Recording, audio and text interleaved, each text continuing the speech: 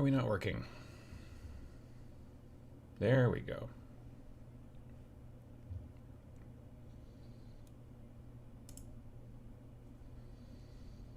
Come on.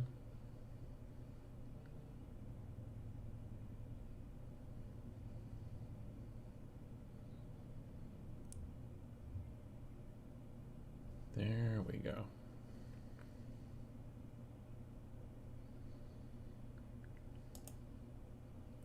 There we go. All right. Let me pop out the chat so I can see it better.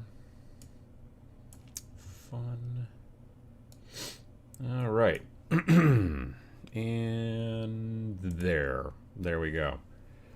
Happy Halloween if you're into that kind of stuff. I like Halloween. I'm not big on costumes. I'm not good at it.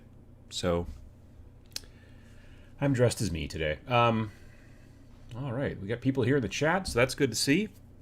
Good morning from Markham. Hope your convention weekend was fun. It was a good time. It was a very good time. I'll talk a little bit about it in a bit. Pleasant change from the noise of the omnipresent sounds of construction in my neighborhood. Well, that's, you know, pretty wet here in Scotland recently, but currently Edinburgh seems to be reasonably dry. Well, that's pretty good. It's gray and just, it's not raining or anything, but it's just gray today. Really gray. VJ Morph, how you doing? We got Charlotte, North Carolina, Toronto, Nebraska, Washington, D.C., South Australia, Sergeant Major, how you doing? Afternoon from the UK. Sorry I missed yesterday's. You should still be able to watch the whatever repeat if you want to. Listen to it while you hobby. Greetings from gloomy Newark. Happy Halloween and good morning from Jonesboro, Illinois. Nice. Worcester, UK, Puerto Rico. Have my costume next to me. Nice. Good evening from Moscow. How you doing? Finland, Montreal, Appalachians, Ontario, Managua, Ohio. Good afternoon from a rainy and spooky central Scotland. Ooh, nice. Sunny Berlin. Hope you're doing well. I'm doing okay. I have a little bit of an allergy, but other than that, fine. Ottawa, Salt Lake City, working on some AdMech horse robots. Nice, nice. Morning from South Haven, Michigan. No one is here, only bots from Botland. Is it rainy in Botland? I hope not.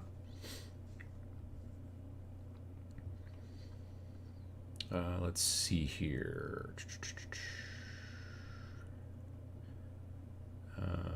Chilly foreboding, South Ontario. That sounds like a part of a story. New Zealand, how you doing? Sacramento. Happy Halloween from Columbus is fitting for the day, working on Zombicides. Yeah, you should, I mean, kind of today is one of those days where you should be working on spooky models. I can understand that. I will not. I'll probably be painting some more Car Wars cars today. One of them is orange and black. Just sort of happened that way. So that's kind of Halloween, right? You know, that's the colors, right? Athens, Greece. A wet morning in Newark. Building some Armiger Melta lances and chainswords. Nice. Sunny here in Krakow.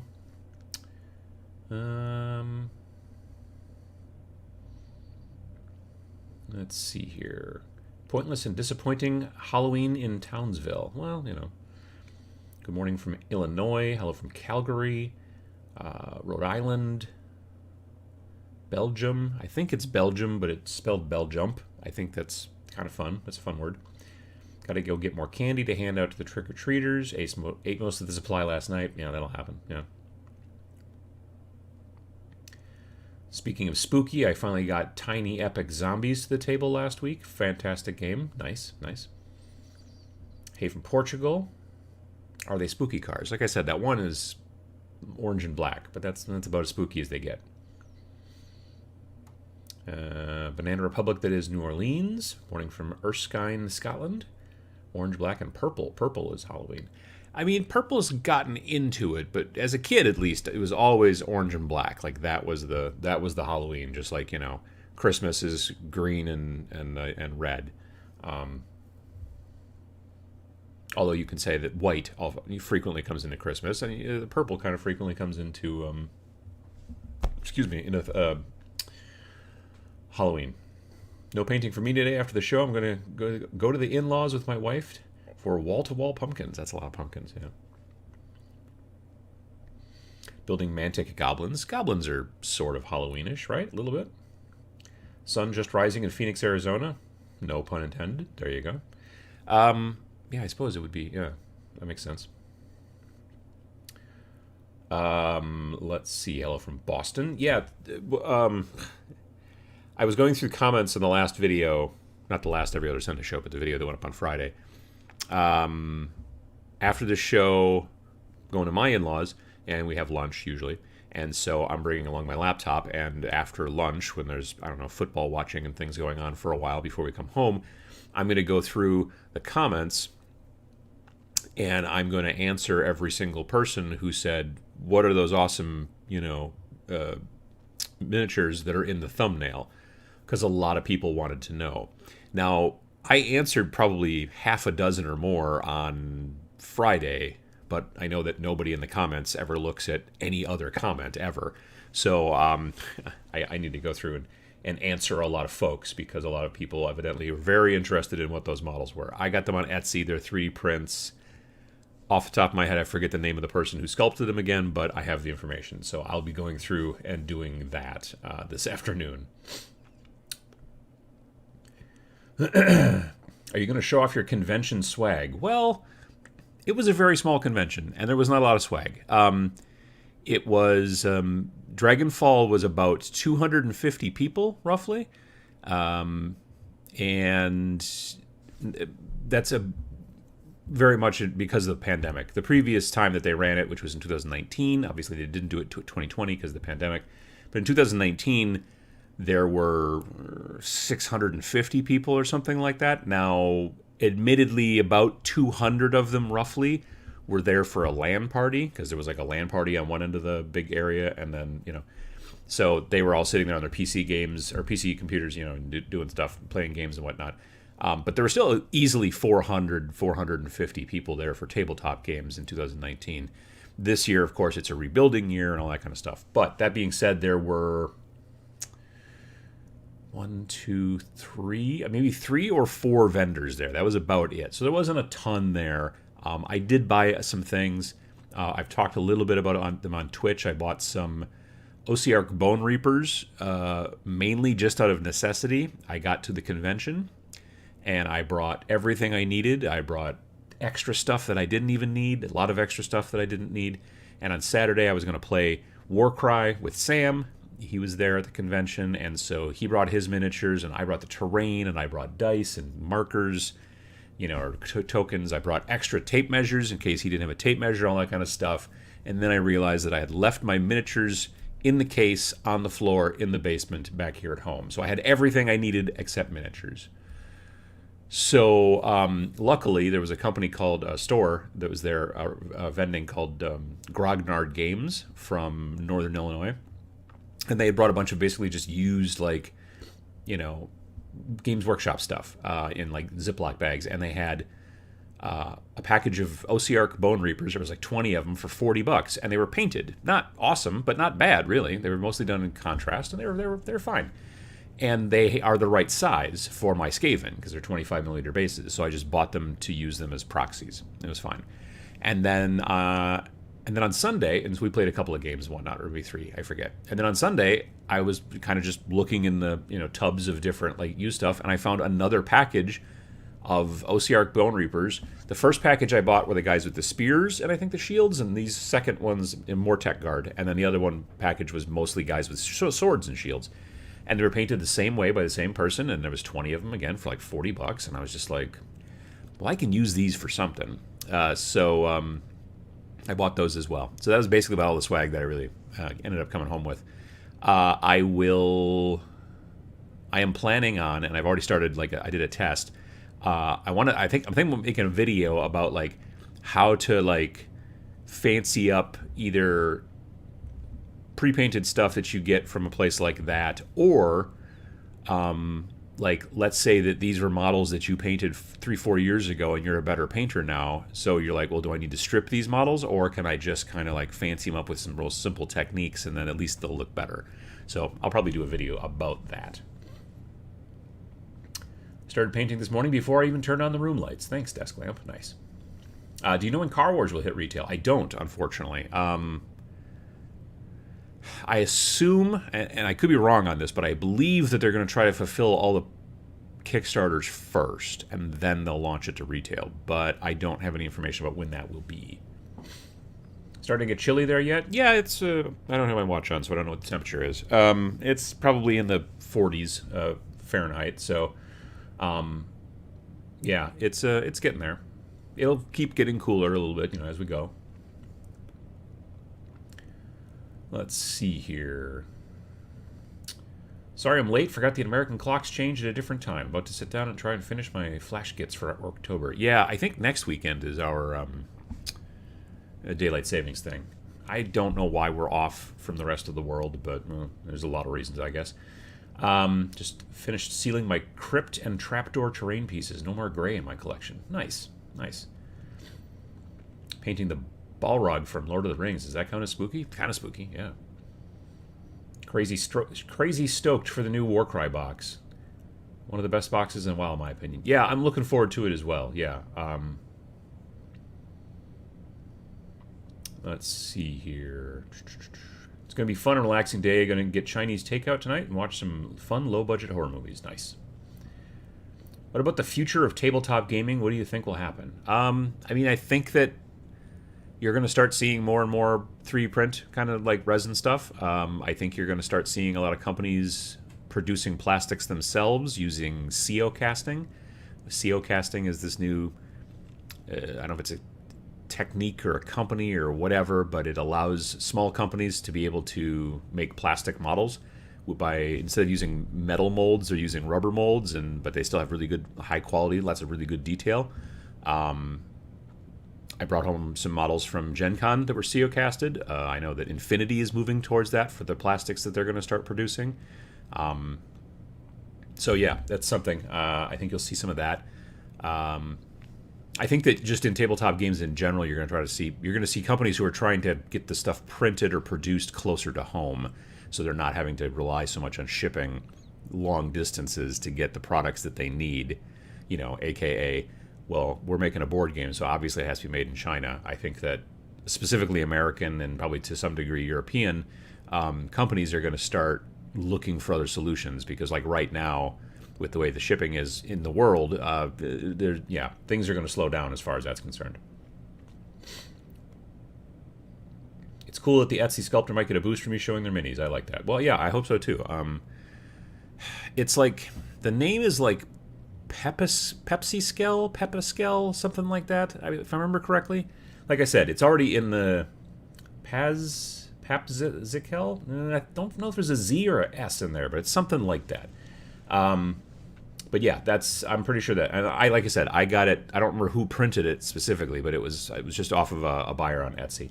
So I'm going to, like I said, I'll go through the rest of those and put it in there. I'll try to put it as a pinned post. I probably should have put it in the description, although I keep hearing from people, well, no one ever reads the description, so there's that. But yeah, we'll get my neighbor to help me set up the candy tube so I can give out candy over 6 feet away. Nice. Are you thinking about a new army in bolt action? I am not. No. I'm not super interested in historicals for the most part, specifically World War II. And it's not that World War II is not interesting, don't get me wrong. It's that it's real and it happened relatively recently, and I don't know if I want to make a game out of it. You know what I mean? That's just a personal preference. Conflict 47, however, that didn't happen. You know what I mean? Like there's like I say all the time, there's laser tanks and werewolves in that game, and so I'm fine with that. And I would probably play Conflict 47 a little bit, but I don't know anybody else in the area who plays it.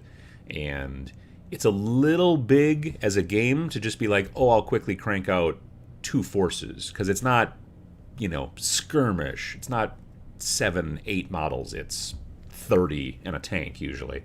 So that's a little bit of a bigger ask. But, maybe someday. I know I've got a couple of friends who own it. They just haven't really done anything with it. And it's one of those situations where like, well, have you built any of that stuff yet? No. Did you build any of that stuff yet? No, I haven't done that yet. So it's like a game of chicken. Let's see here. A fix-up old models video would be much appreciated. I have 2 tactical squads of Space Marines that I painted 30 years ago. I've been thinking of updating, kit bashing them. There's a level, you know what I mean? There's a point where you're like, it's going to be easier to strip this. But with these guys, they were, like I said, they were done. It looked like they were done with contrasts. It was a lot of probably skeleton bone, because they're OCR bone reapers. That makes sense. Good old bone daddies. So there's like, skeleton bone. Their shields were either gore grunt of fur or wildwood. I couldn't quite tell. Their blades on their weapons and their spears and stuff like that were probably warp lightning. It was probably Gilliman flesh, was like, there was a color on, like they had like loincloth kind of a thing going on. So I have just started, I didn't like the color of the bases, so I repainted the bases. That's not hard. I repainted, I was working on 1 test model, so. But it's a dry brush kind of a situation. We're basically adding some dry brush and some edge highlighting in some spots. Just even that can just make a model look. I mean, if you were looking at Friday's Twitch, I showed like 2 models side by side on the screen at one point. One that I had done a little bit of work to, and the other one that I hadn't. And it was enough of a look that it's not going to take you forever to do even 40 models. Good afternoon from Copenhagen. How you doing? Greetings from Hamilton, Ontario. Just getting into the hobby, and your videos have been a wealth of information and inspiration. Getting a Deathwatch team started. Nice. Good to hear, Jeff. I appreciate it. Hello from Chicago. Hey, Tim. How you doing? Working on some stuff for Traveler. Nice. Popsicles. Is it popsicles? Am I spelling? It's like misspelling of the word popsicles? Or papsicles? Yeah, okay. So that's who the sculptor is. But yeah, and I just basically did a search on Etsy for like cyberpunk miniatures or something like that, and just scrolled through a bunch of stuff, and I was like, oh, those guys are cool.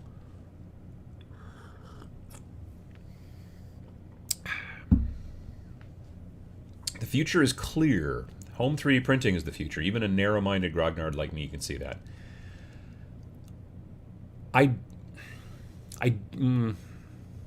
Definitely there's going to be a lot more of it, for sure, absolutely.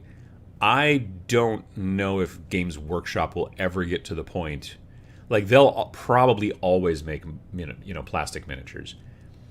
There could be a day down the road someday where they decide to release an STL or 2, but it'll be like almost like a free PDF. Like every once in a while they'll be like, oh yeah, here's a free PDF. We don't do it too frequently, but here's a free PDF. Now you can make your Soulblight Gravelord Warcry list from the Warcry, or not Warcry, Cursed City box set. You know what I mean? You could do, here's some Warcry stats that can take these Cursed City dudes and put them in the Warcry. Cool. It's a freebie. We'll throw that at you once in a while. So maybe they'll throw like a very specific like terrain STL, or maybe even some bits sometime, but even that I'm a little dubious on. So yeah, I don't know. But otherwise, a lot of other companies are going to, probably keep doing it. Companies like, like One Page Rules is like, just like, hey, here's a bunch of rules. You can get them as PDFs. Here's a bunch of STLs. Knock yourself out. We're not shipping you nothing, which is great. I'm a big fan of not shipping people nothing if you can do it. Good morning from Cincinnati. Kit bashing assault intercessors with you in the background. Nice. I get my historical fix from building plastic models. There you go. Any thoughts on Silver Bayonet? Are you planning to play it? So, Wednesday, Thursday, Friday? One of the last days of the week last week, I received, not the book yet, but I did receive the PDF from Osprey. I think I'm still getting the book, but I don't know it for sure. But I've only just had the chance to kind of flip through the PDF a little bit. I don't know. That's a good question. I'm not sure. I don't know if I have the terrain for it specifically, but maybe. I don't know if I have the models for it either. So I want to look at it and see what it's about. It's a dense. It's 180 or 190 pages or something like that. So yeah, that'll be interesting. But I want to have the chance to go through it a little bit more, hopefully, before I can get to that. That's a fun looking mug. Did you make it? No, it is handmade. It's I got it at a craft show or something somewhere a number of years ago. I did make some pottery in high school and in college a little bit, but not this. Everything I made was larger, generally like bigger, like pots and vases and such like that. But yeah, so have you ever made an army that you hated painting? Not hated, no. I mean, there's some armies that are more fun to paint than others, but I can't think of any that I've hated painting, no. Tabletop gaming as we know it was invented by World War II vets. But I do tend to agree. I am mostly in stuff too old for anyone to get excited. I mean, really, if you think about it, tabletop gaming, and I made a video about this a long time ago, really, like, wargaming like we play it was way earlier than World War II. It was H.G. Wells wrote a book called Little Wars, where he and a friend were figuring out how to take toy soldiers that their kids owned and actually make a game based off of it, like they're on the floor of the rumpus room and whatnot. So yeah, that's actually, I think, a good deal older. Good evening from the Philippines. How you doing? How's Underworlds now? Recently got a box of Kagura's Reavers to start. How much has it changed since Shadespire? It's changed a good deal.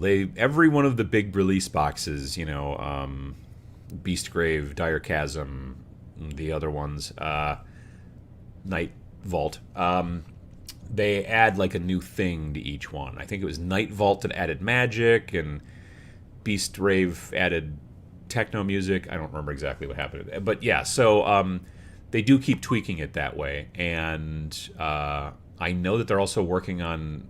I think they're making like a new play style where you don't do any deck building; you just use standard decks. So they've been changing things a good deal. But I haven't really played any of the last several, actually. I own some models from them because the models are very cool, but I haven't actually played it much. Number one, I don't like deck building, so that's become kind of an issue. I would play with people at the shop who had been hardcore deck building, and I'm still using the standard deck, and that was difficult. It's definitely an uphill climb. It's also, though I think it's a great gateway game for getting people who are into board games into miniatures to some degree, and I know it works in that capacity as well because I've seen it happen with my own eyes. I've seen people who were Magic players at the local shop who started playing Warhammer Underworlds and are now building like Age of Sigmar armies. For me, like I don't want to play gateway games currently. Like I'm already here. I don't need to be pulled from board games over to miniature games. I'm committed. So but yeah, definitely.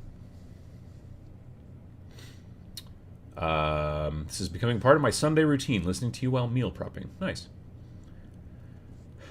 Popsicles are regularly top 10 in my Patreon preview videos. They are even one of my patrons. Great stuff. Nice.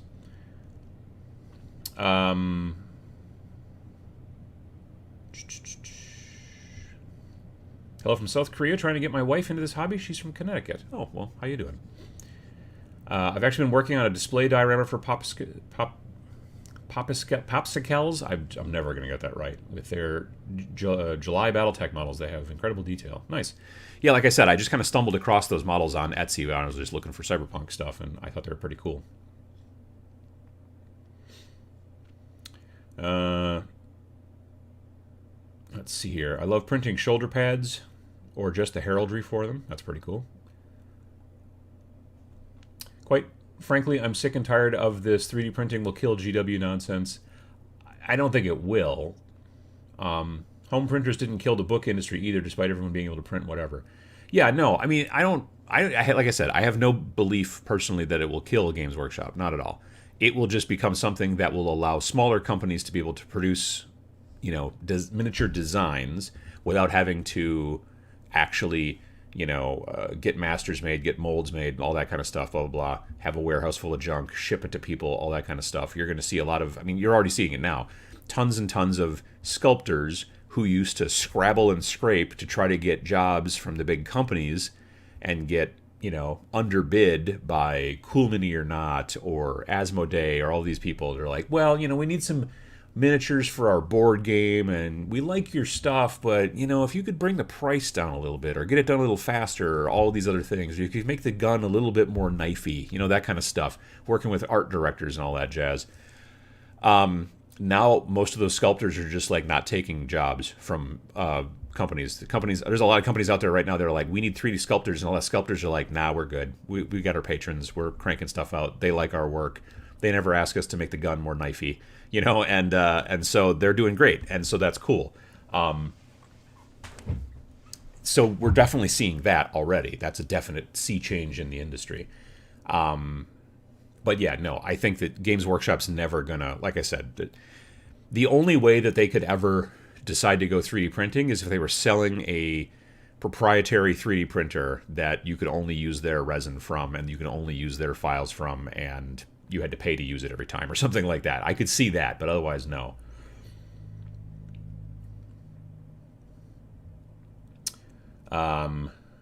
Salutations from Budapest.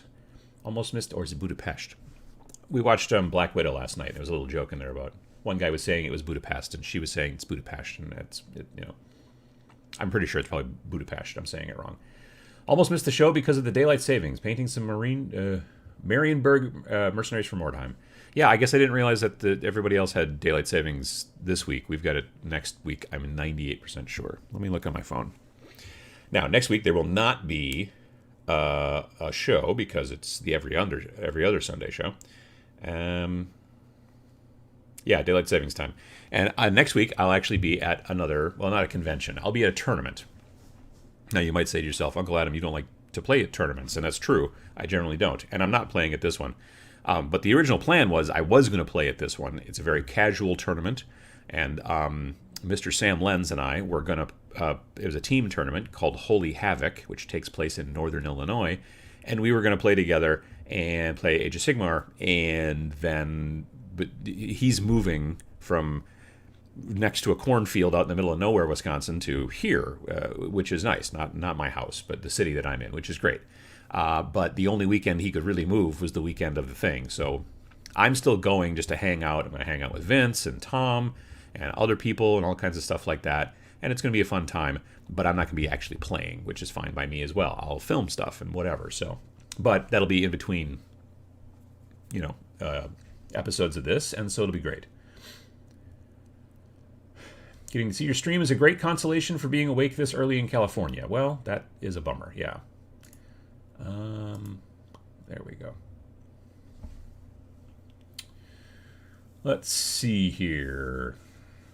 Heraldry, painting the new Middle-earth strategy battle game with Witch King this morning. That sounds fun.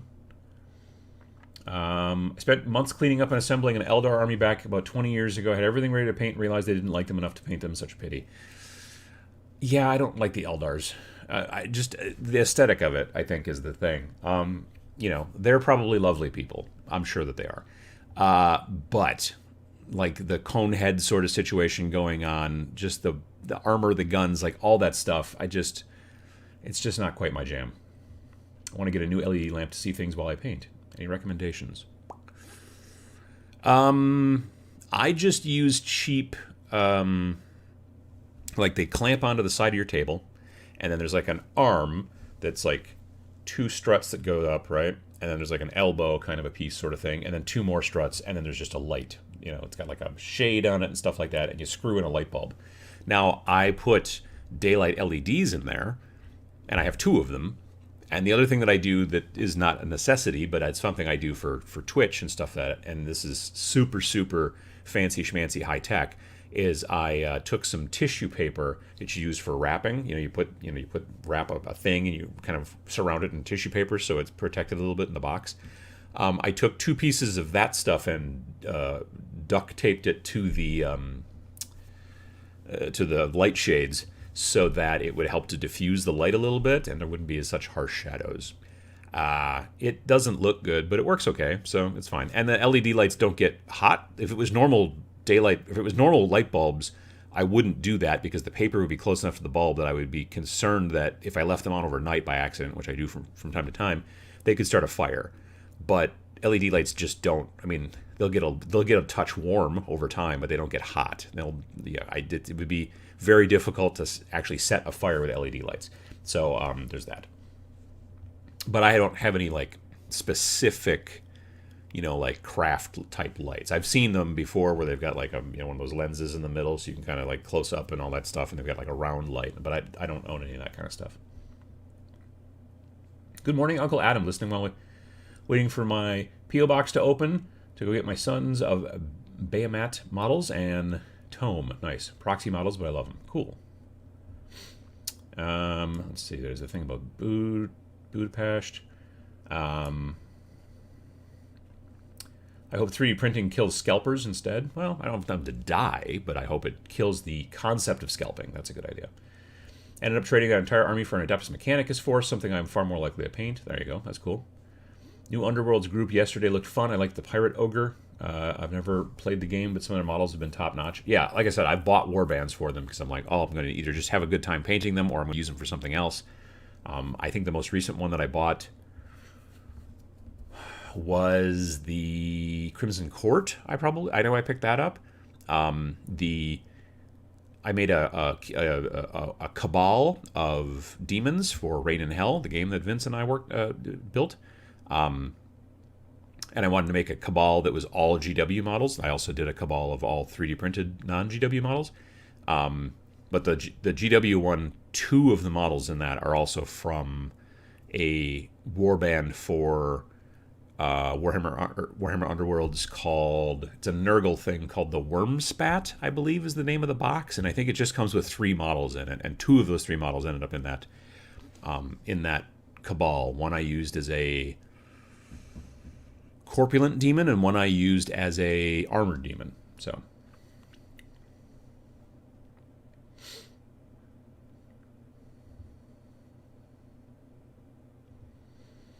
Popsicles is Filipino. Oh, nice. Just the way that we see popsicles in our accent. Gotcha. Okay, I think I'm getting that right there. Started to build Cursed City finally. I'm worried it will make me want to start a new army. Those skeletons are pretty cool. I do like them. Let's see here. First time listening live. Hello from the Isle of Man. How you doing? It's probably easiest to pronounce Popsicles as Popsicles. I love Underworld's warbands, and I've not actually ever played in the associated game. I painted the Crimson Court last night for my Halloween. Nice. Well, that's fun.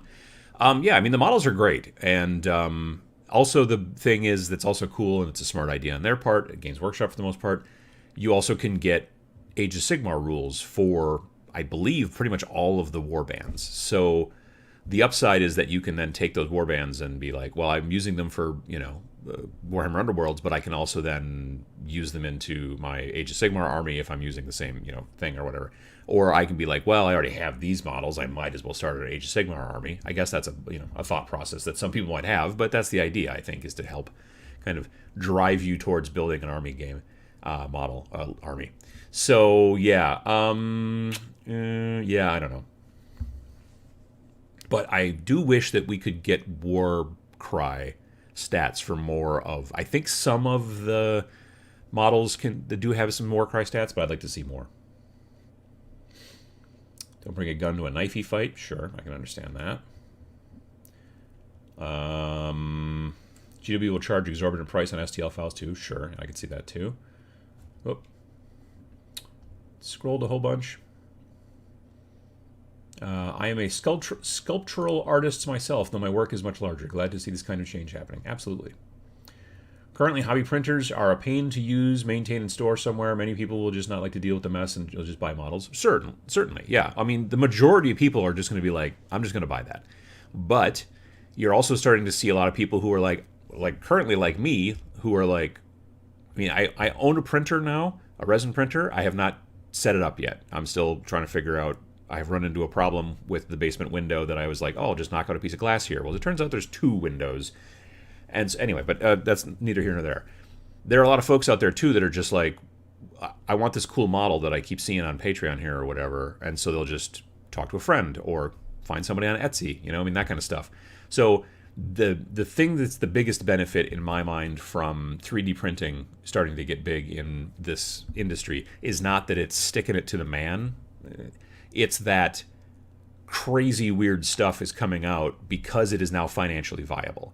You know, there were these same sculptors were like, I have these amazing sculpts that I love to work on. Look at Bastarium miniatures, like crazy, monstrous, you know, nuts stuff. And they're like, I love doing all this stuff. But they, you know, if they went to Games Workshop and said, hey, I want to sculpt for you guys and this is the type of stuff, they'd be like, no, we're not going to, that's too expensive to produce. It doesn't fit our aesthetic, whatever. So now Bastarium can just be like, cool, I'm going to crank this stuff out. People will print it themselves and everything like that. Or, you know, print it and sell it on Etsy or whatever. And now that stuff's available for people like myself and other people to buy. You know, that's the big benefit, is that it's just giving us more choice, because a lot of the manufacturing has become a lot easier to do. Technically, I could do it myself here at home. Let's see here. Don't give them ideas on making more proprietary plastics. Again, I don't think it'll happen. I have such a hard time choosing colors to paint a model. Should I go with the box art style until I become a better painter and develop a better understanding of colors?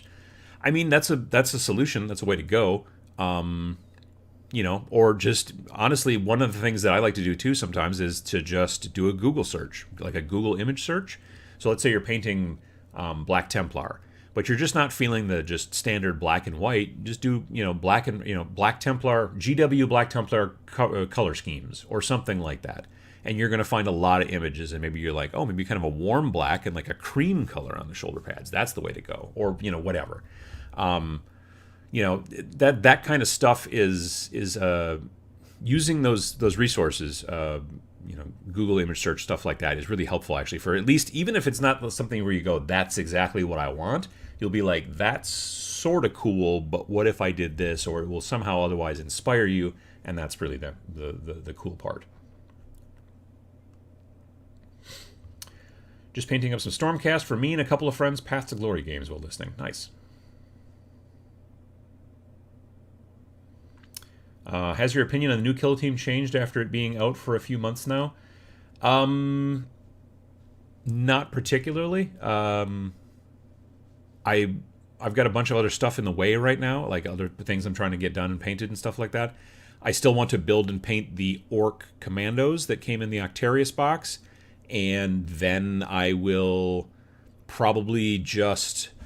I'll probably just... excuse me. I'll probably just play with those models for a while, in the new, like, just the box set. Like you know, I'll use different terrain because I don't like the small, the simple pieces of like ground orc terrain. Those I've already painted. Those are cool. I like those. The bigger pieces, they didn't kind of trip my trigger as much. So I don't know. I'll probably still build them eventually, but it's just, I'll probably mix some of that orc stuff with some of the other stuff and just have that, have a board that way and play. But I have no interest in building any of the forces that are in the compendium. Just, there's nothing in there that speaks to me. So that's a real bummer, which is why I've been focusing mostly on Warcry and other stuff.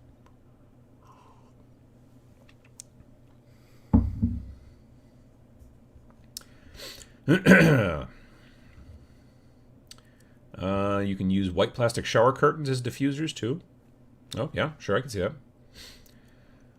Finally getting to converting my Horde minis from Privateer Press into demons for my Cabal. Nice. That's a good idea.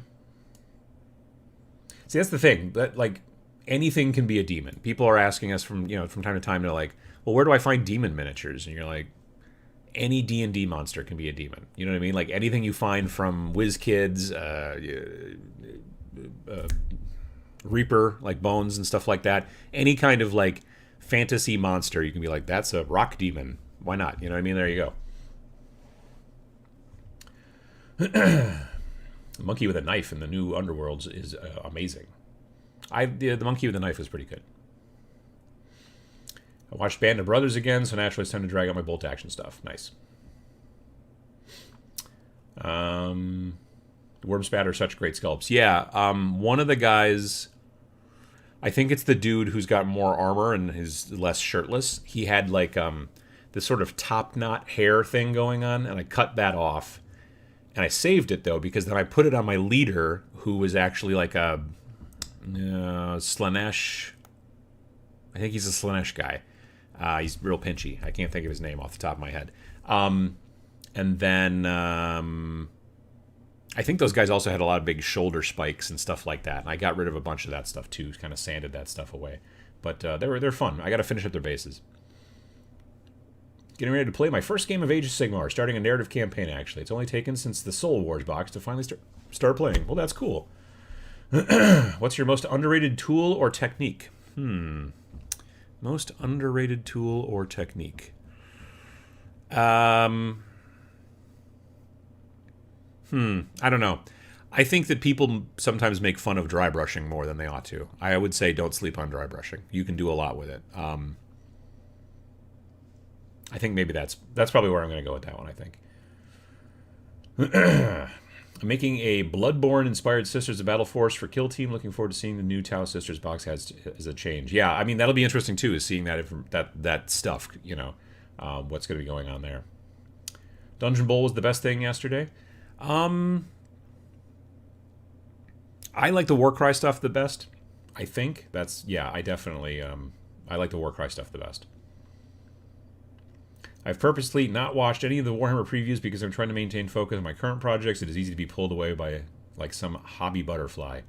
Yeah, no, that's I can understand that. It's the last day of a Patreon package on new creators page, and I found out that we'll be doing 3D printed Iron Hills army for Hobbit. Goat Riders. Nice. Have you tried one-page rules? I own the Grimdark Firefight, which is basically kind of their version of Kill Team, and I'm interested. I am a lower tier Patreon supporter for them recently, like this month or last month. Not the one where you get the models, but the one where you just kind of get access to like the army builder and stuff like that, which I'm really interested in the army builder, and I know they came out with just a new version of the army builder like this week, I think. So yeah, but I have not gotten a chance to play yet, but I am working on some kind of things I want to do with it. I've read through the rules, and I like, initially when I was reading through the rules, it seemed like you were still moving units around in squads because it talked about cohesion and stuff like that, or cohesion, anyway.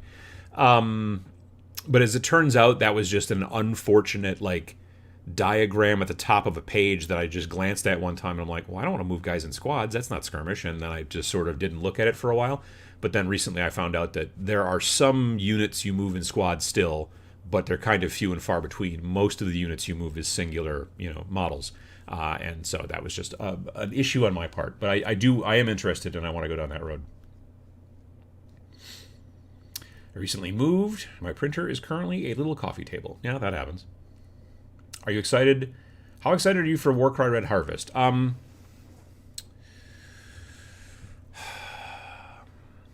like the models.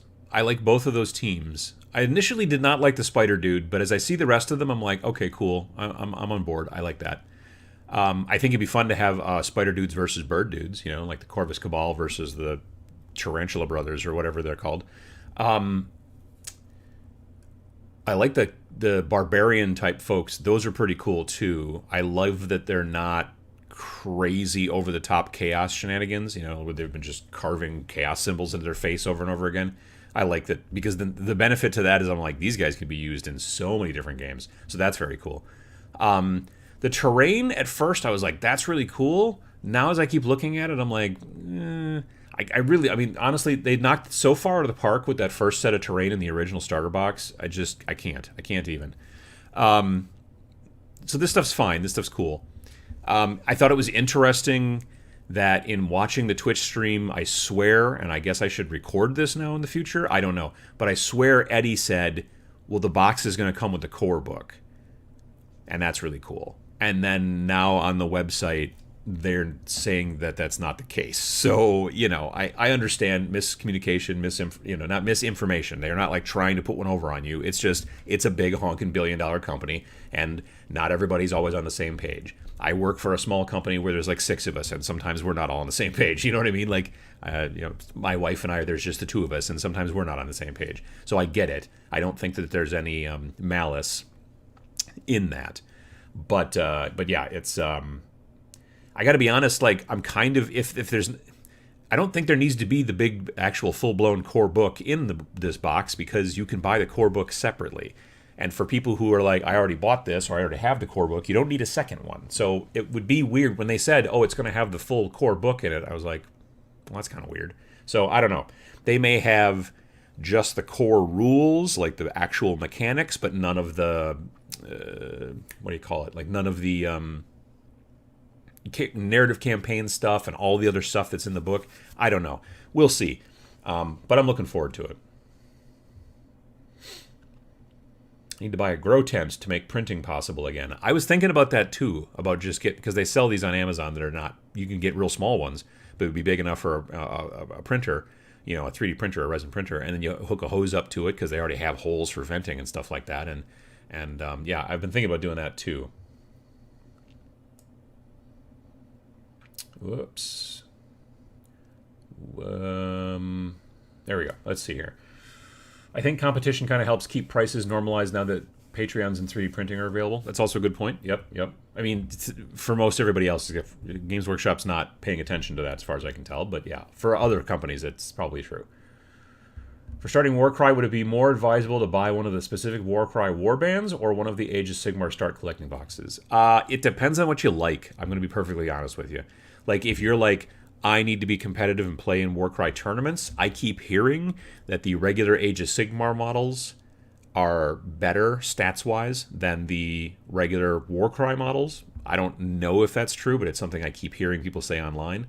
But if you're like, I love Skaven, or I love Iron Golems, then I would tell you to go for the army that you think looks coolest, personally. But if you're like, I have to play, in tournaments, or if you're like, I'm only going to play with my friends, but I get angry when I lose, then you may look at, I was playing against Sam this weekend. He was running, this last weekend, he was running Stormcast, and I was running my Skaven Plague Monks, although I was actually moving around OC Bone Reapers, as I kind of explained earlier in the thing. But the idea is that they were Skaven Plague Monks. And because I had 13 models and he had 5, so I just have a lot more activations. Now, admittedly, every time a Stormcast looks at a rat, they kind of just die. But on the other hand, the rats that I've got, the ones with where they've got the blade and the woe staves, which are those tall staves with the piece of parchment hanging off of them, those staves only do 1 point of damage. Unless you get a crit, and then they do 5 points of damage. So I only had 8 hit points per dude. He had 20 on most of his, but there were times when a single rat would walk up and get 3 crits and do 15 points of damage to a Stormcast, which is sort of cool. And plus, I just had more models to move around and take objectives and things like that. So there's benefits to that too. But in that situation, we were both running Age of Sigmar models, or armies, or whatever, warbands. So I don't know. Let's see here. More companies should do what Anvil Industries are doing, and so bits and pieces and STL to customize models that they sell. GW could do this very easily. I honestly don't know that they'll ever go to anything 3D printing. Like I said before, like there's a possibility they might down the road release some free STLs just to seem cool. But I have a suspicion they have no interest in ever doing anything 3D printing ever. I could be wrong, but I don't think I am. Ever is maybe a strong word. Let's say that. Like 30, 40, 50 years in the future, different story. But for the next decade, I'm betting against it.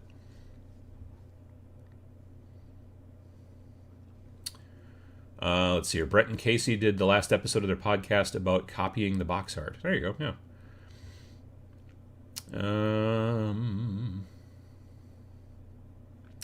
Apologies if this has already been asked. Yes. What minis were on the title screen in your Should I Play One Game video? So there, we were talking about that earlier. A lot of people asked that question in the comments. If you actually go back and look in the comments, you can find it there. Like I responded to a bunch of people, but I know that no one ever reads anyone else's comment on YouTube. It's a company called, or it's a 3D sculpting Patreon called Popsicles, but it's spelled Papsikles, like Papsicles. Anyway, yeah, somebody else put it down there too. And it's they're 3D prints. I bought them on Etsy. So I just typed in cyberpunk miniatures into Etsy and I found them eventually. So that's a nice place to look too. But if you do have a 3D printer or a friend with a 3D printer, you should be able to buy the STLs on My Mini Factory. So you could probably just do a search for Papsicles or whatever on My Mini Factory, and then you'll be able to find those models and a bunch of other cool ones as well. What's the fee for putting the TM logo on my Black Templar shoulder pads? I don't know that there's a fee. Like, are you just going to paint it on, or yeah? I don't. That's. I think, knock yourself out. You can totally, if you want to put it on your own personal army, knock yourself out. Have a good time with it. Doing my orc commandos as you speak. Nice. I had so much fun building the commando guys. The minis are some of my favorite orc models. I'm looking forward to doing them. I really am. Have you tried Mantic, Dead Zone, or Vanguard?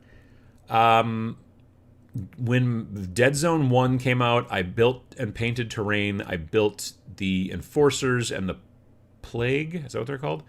And took all that stuff with me to Adepticon, and we were going to play it one night. And then we sat down and started reading the rules, and then realized that it was a lot more rules than we thought, and we were kind of drunk, and so never did. And now they're on 3rd edition, which, okay, I guess. I understand. I mean, big companies have to constantly change everything so that they can sell a new version every 3, 4, or 5 years or whatever. I get it. I think 3 years is too soon. This is my personal opinion. I would be a lot happier with Games Workshop these days if they would move to a 4-year kind of a cycle, but I'm sure their accountants don't allow it. I never got a chance to play Dead Zone 2. Like, I got the book, and nobody around here plays. I mean, nobody around here even handles Mantic stuff. Well, that's not true. Actually, there's some shops around here that carry their terrain stuff, their terrain crate things, like a lot of it. And then there's other places that have like a smattering of stuff. They'll have like Kings of War, base core book and stuff like that. But like nobody around here seems to carry the models too much, the regular models. And I have only seen Dead Zone in a store once, and it was back in the 1.0 days. So I don't know if I'll get a chance to play 3.0 either. Hopefully someday at a convention I can like sit down and do a demo. That'd be cool. But yeah, I really like the Mantic guys, and I like the stuff that they do. I own a bunch of their stuff. It's one of those things where it seems like I don't know, and this is a lot of the big companies. It seems like a new edition comes out before I get a chance to play the old edition, and so that seems to be what happened here. Is GW going to release the models from Octarius on their own? That's what they've said, but they haven't yet. Anyone know if Monument has a color guide? I need a highlight color for Bestial Brown. I don't know if they have like a chart or not. They should. Kind of want to make a cabal of men in business suits. I've heard about that too. Yeah, there's a couple people who've talked about it like that. Someone needs to sculpt like cool demonic dudes in business suits. I think that'd be a good Patreon thing. Yesterday I spent the day kit bashing Dalak models with crypt horrors for a cabal. Nice. Those Dalak models are so awesome from Necromunda. They're just great. When I first started painting, I did a Death Guard team with the box art paint scheme, feeling more confident I'd have a Space Marine kill team in a Buzz Lightyear scheme. Paint what you want. That's true. Let's see. The Slanesh guy is Mr. Pinchy now. That's true. That's true. After watching through all the Hellraiser movies, I've been looking for STLs to print out Cenobite figures for Reign in Hell. I'm kind of surprised if there's not any STLs out there for Cenobites. Like, there's a lot of sculptors out there. Not a lot. There's a certain number of sculptors out there who are like, these are not really Hellraiser models. They'll call them Hackraiser models or something like that. You know what I mean? Like, there's a lot of companies out there that are like, no, these aren't the guys from Firefly. And you're like, they kind of are. Yeah. And they're like, well, legally, I'm saying they're not. And you're like, oh, okay. So yeah, that's interesting.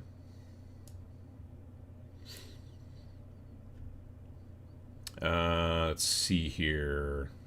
Sandpaper, wet or dry, 400 and 800 grit, most underrated tool. Interesting. Artist Opus YouTube channel should answer any dismissal of dry brushing. Oh yeah, no, they've put out some cool videos about dry brushing. I agree. Paraphrasing something that's said in metalworking, dry brush and contrast paint make me the painter I ain't. There you go. Yeah, I mean, that's the thing. Like, there's a lot that you can do. Like those videos I made just recently about zenithal and then how to color over the zenithal with contrast and washes and things like that. The whole point of that is that it's a very easy way to make your paint jobs look better, you know, without you having to learn how to blend, you know, wet blending, void blending, you know, glazing, all that kind of stuff. If you want to get to that point, you should absolutely, you know, aspire to go down that road. But when you're just like, I want to get guys on the table that don't suck, well, there's some easy tricks you can do. And the zenithal thing and transparent colors are easy ways to do it. So, yeah. And then, you know, dry brush on some stuff. Like, dry brushing for me on a lot of models just has a tendency to make the model look less coloring book. You know what I mean? You're like, okay, well, the shield is this color, and the pants are this color, and this is this color, and everything's got this separate color. And sure, you can go through and do a bunch of, like, wet blending and shading and throw in, but a lot of times it's also like they're out in a battle. These are soldiers of whatever stripe generally that we're playing with here. So get a brown or, you know, like a light brown, or maybe I generally have a tendency to go with gray because there's a lot of ash and dust and stuff like that on a battlefield, and then you just kind of dry brush some parts together, and it just sort of ties things together and makes them look a little bit more realistic. That's the way I look at it.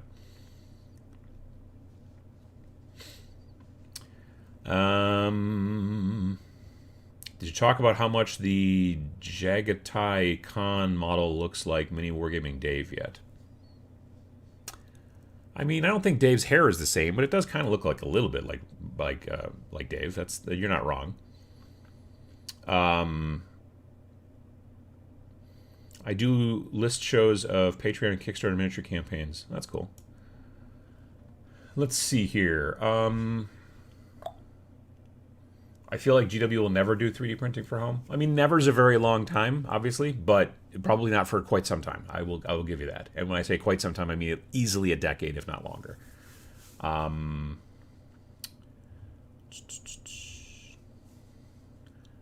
think the Khan model not being on a bike is a huge flavor fail. I think that it would have been weird if he was the only one that was on a bike, like of all the patriarch or not patriarchs. Can't think of the word now. You know, those guys. I was going to say Patreons, and I'm like, that's not right. Primarchs. There we go.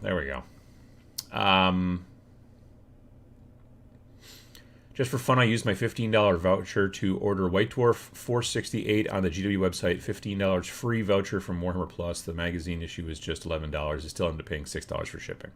Huh. That's weird. Yeah, I generally buy mine at the local shop. But to be fair, I don't pick up every one. I pick up the ones that look interesting to me.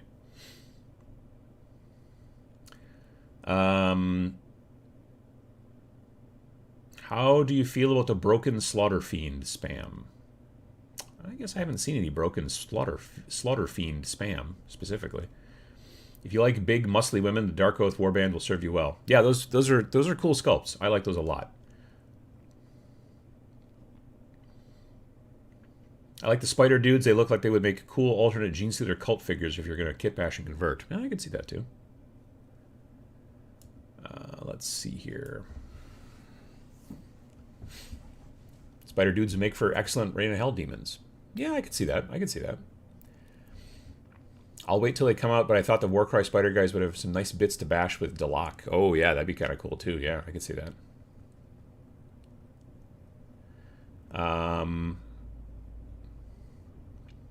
Let's see. If you add a second box to the Warcry warbands, they're as competitive as any Age of Sigmar ones. You just need a double Ogre or 2x Rock Prowlers, etc. Yeah, I've heard that too. I've heard that people say that, well, if you buy just like the box of, let's say, Iron Golems, you actually need 2 boxes to make them competitive, which is probably the case.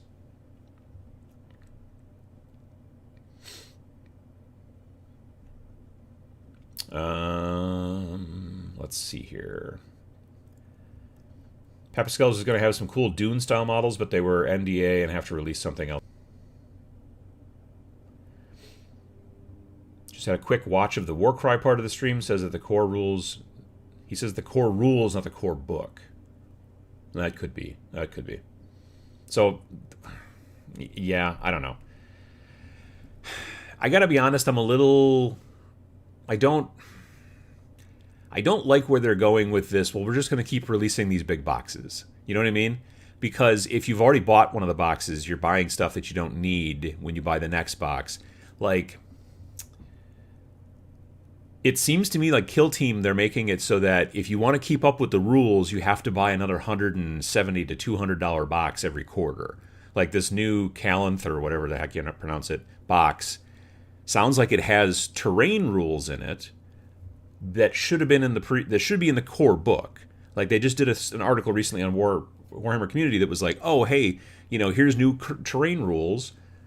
Your kill teams now learned how to open doors and go through hatches and stuff like that. And all the examples that they showed are not for the terrain in the new box; they're for terrain in the old box in Octarius.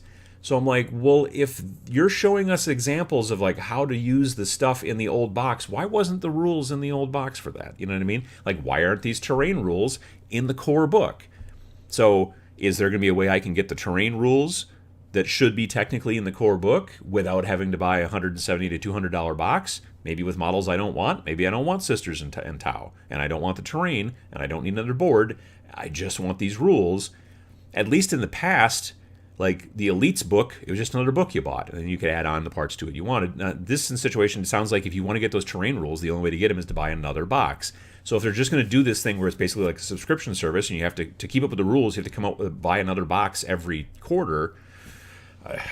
I don't like that. So we'll see how it goes. I'm looking forward to getting my hands on the actual box eventually, so I can take a look at it and then determine if that's what they're doing or if this was just something simple. But trying to kind of dribble out extra rules that are additions to the core rules, but only putting them in the box. Like if they sell the book that goes along with this box, if they sell that separately, okay, that's at least something. But they keep saying they're going to come out with the Death Corps of Krieg separate box. They keep saying they're going to come out with the Orc Commando box, but that hasn't happened yet either. So I don't know. We'll see.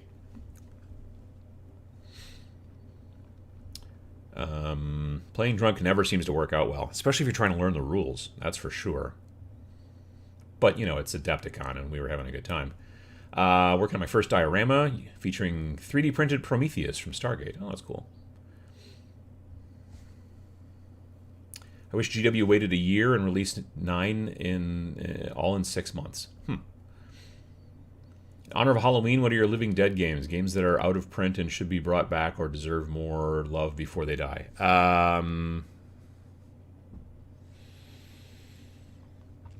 I wish that they would just keep making Space Hulk. You know what I mean? Like that's a game that doesn't need an update, doesn't need to be changed. It just needs to be available. Like they should, you know what I mean? But yeah. I was going to get the Chalnath. That's just a terrible word to say. Chalnath. I don't know. It just doesn't fit in my mouth properly. I was going to get the Chalnath Kill Team box, looked at the price, then ordered the Dead Zone 3 3rd edition 2-player starter from Miniatures Market instead. I don't even know what the Chalnath Kill Team box is selling for or retailing for. That's right. It went up live yesterday on the thing, didn't it? I didn't look yet. I'm assuming it's... What? Is it probably... $200 American? I should take a look. Looking to get into Dead Zone. On Tabletop said it was good. Oh, that's cool. If you want demonic dudes in suits, seems like a fun kit bash product. Beastman heads on suit figures would be easy. I mean, if you can find suit figures, that's the hard part, yeah. Artist Opus dry brush technique is not as easy as it looks, though. I mean, it takes some skill, certainly. I mean, it's not just, instant run, but yeah, you're not wrong. I'm thinking GW pushed up Chalnath over these separate Krieg and Commando boxes and the new Kill Team box with the Scatter Train because you can buy Octarius very easily. It's on Amazon now. I have a suspicion that they and a lot of other big companies and small companies as well are having to slide things around like when they're coming out because of shipping issues. You know, they're like, well, we were planning on having this by this date, but it's still in a port somewhere. We can't get it, but this is here, so we'll just, you know, that. So that's going to keep happening for a while. Thanks for all you do with the helpful videos. You taught me so much about painting. I'm currently working on Orcs and Space Marines. I'm going to get my friends into the hobby. Nice. Good to hear it. Good to hear it. The only thing I have against Gorka Morka is that it, to me, seems to push Necromunda off the shelves. Well, that was a while ago, wasn't it? Yeah.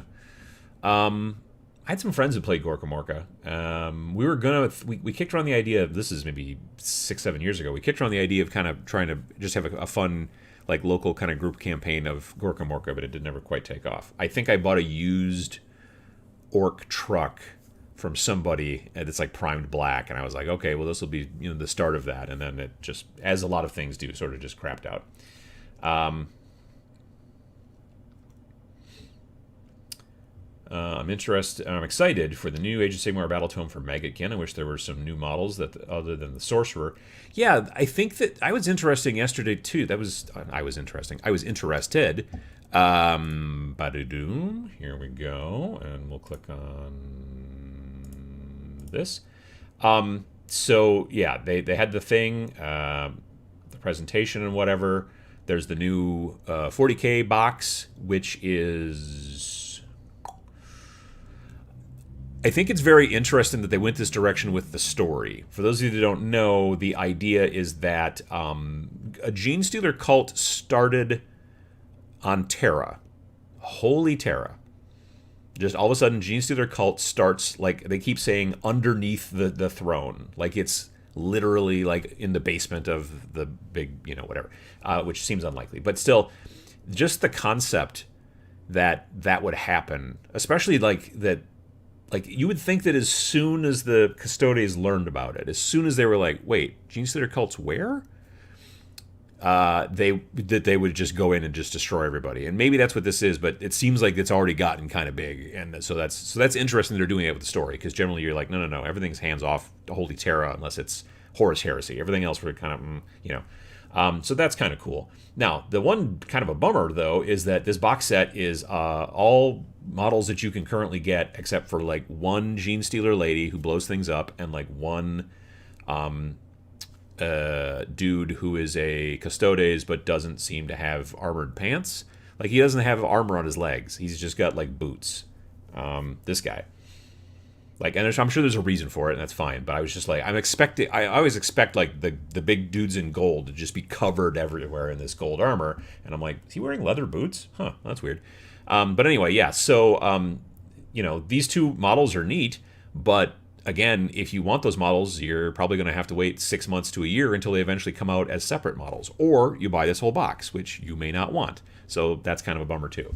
Because, like, she would be really cool with I don't know, like, for other games, but I'm not gonna buy a box just to get her, you know.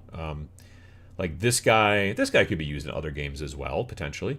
So, like, if you're already like, I'm already pot committed into doing, you know, these guys or whatever, and you want to go down that road, or you want to split the box with your friend and you get some more models, that's fine, that's great. But for people who are just like, yeah, these models are cool, these two new ones, I want one of those, you eventually, yes, but not for quite some time. But they've been doing that a lot lately. I just expected there to be more new models in here. Even this Broodlord, I was looking at him like, is that a new Broodlord? But no, it's the old Broodlord, looks like, or whatever that thing is. So anyway, that was interesting. And then they talked about basically just there's a new Maggotkin Battle Tome coming, which evidently the last Maggotkin Battle Tome was like the last one in first edition Age of Sigmar, so they were completely skipped over all of second edition Age of Sigmar. And there's like one new model who is the Rotbringer Sorcerer, which is a little bit of a bummer because I have the old Rotbringer Sorcerer painted in my Chaos Army. He's kind of got like a pot belly and he's wearing like a brown cloak and he's just sort of a tubby guy. This guy's cool, don't get me wrong, But I'm like, well, I don't know. Either way. But luckily, you can buy this guy just by itself. You don't have to buy a box of other models to get this guy, so that's something. And then, yeah, Dungeon Bowl, which is kind of a standalone kind of Blood Bowl in a dungeon, I guess, which is fine. Yeah, I don't know. I mean, it's cool that they're doing that stuff. It'll be interesting to see what you need to do to bring. Like, can you only use these two forces? Is it a complete standalone by itself kind of game? Or are you going to be able to bring in Blood Bowl teams from regular Blood Bowl and then have them play here in this dungeon? Like, are there special rules for that? Different points changes, things like that. So that I don't really know a ton about. I don't know that you can put your existing teams together in new ways and get more of your regular Blood Bowl knights. So it looks like you could be able to transfer some of that kind of stuff. So that's cool. But yeah, the Warcry stuff, this Red Harvest, I think was pretty cool. This cover art, this spider guy looks weird, and the model looks better. It's so strange. Like, sometimes you look at the art and then you look at the model and you're like, the model's not as cool as the artwork. This is completely the exact opposite. Like, this spider guy here, with just like this one extra little tiny arm hanging out, I don't know, there's something about this piece of artwork right here that it looks like it's weird forced perspective, like there's a guy standing in front of another guy, except this guy is just only from the pecs up and this guy doesn't have a head. I don't know. It's just, when I first saw that piece of artwork, I'm like, phew, that's kind of a sour note. But otherwise, yeah. Again, the terrain is cool, and I could definitely see mixing it in with the stuff that I've got already. And honestly, some of the stuff in here is not new. These little walkways are not new. I'm pretty sure some of these little barricades and corner pieces are not new. I know for a fact... Can we get you to open up so we can see you better? Not really. I know this piece right here is definitely in that, because I have painted that piece of terrain with there's 15 skulls on that piece of terrain, just in case you're wondering. I know that for a fact. So yeah, some of these pieces, but a lot of this other stuff is new, and that's pretty cool. So yeah, these spider dudes. Like, initially when I first saw this image of the spider dude that teased out, I was kind of like, I don't know. But the rest of them are really pretty cool. I like these guys a lot, actually. And then I think down here, then you get into these. Like, they teased this guy recently. He's very cool. This guy's very cool. Definitely a big fan of these two. These two ladies are pretty neat. This lady doesn't have any eyes, but she's holding a big weird eyeball, which is pretty neat. That guy's cool. Whoops, I clicked off the thing. Yeah, all these models I'm on board for, definitely. So yeah, here's some of the new parts of the terrain. Yeah, I don't know. It'll be interesting to check out. And I could see also mixing and matching bits with this, with also, the other stuff that came in the first box and jazz like that. Here's our new monkey with a knife overlords, so that's fun. We also have killer parrot, which is also fun. You get some of these little green dudes. This is a cool army warband. I don't know what I would use them for, but I kind of do want them. So yeah, and then they got into the horse heresy stuff. Here's Khan, but not on a motorcycle. I'm assuming his motorcycle is just parked over there. It's fine. I've never built or bought or any of these Primarchs. It's not been my jam, but I know people that like own them all and have painted them all and stuff like that. So I'm glad that they're, because he's, I think, the last one, right? Like, he's the last one they need to crank out. Now they have all of them. That's kind of cool. And then there was this last kind of teaser bit, something festive this way comes. What could it be? And there was a little video and all that kind of junk. I'm pretty sure it's just it's another Christmas themed Gobbo. It looked like it was fantasy. It was definitely not sci-fi. So it's probably just another Christmas themed grot or something like that, with like a bag. It looked like he was riding on a squig, and he was probably had a bag of toys or some junk like that. So that's cool. But yeah, that was the stuff that was yesterday. I actually watched the rerun because I got up late, and but that was, yeah, it was still fine.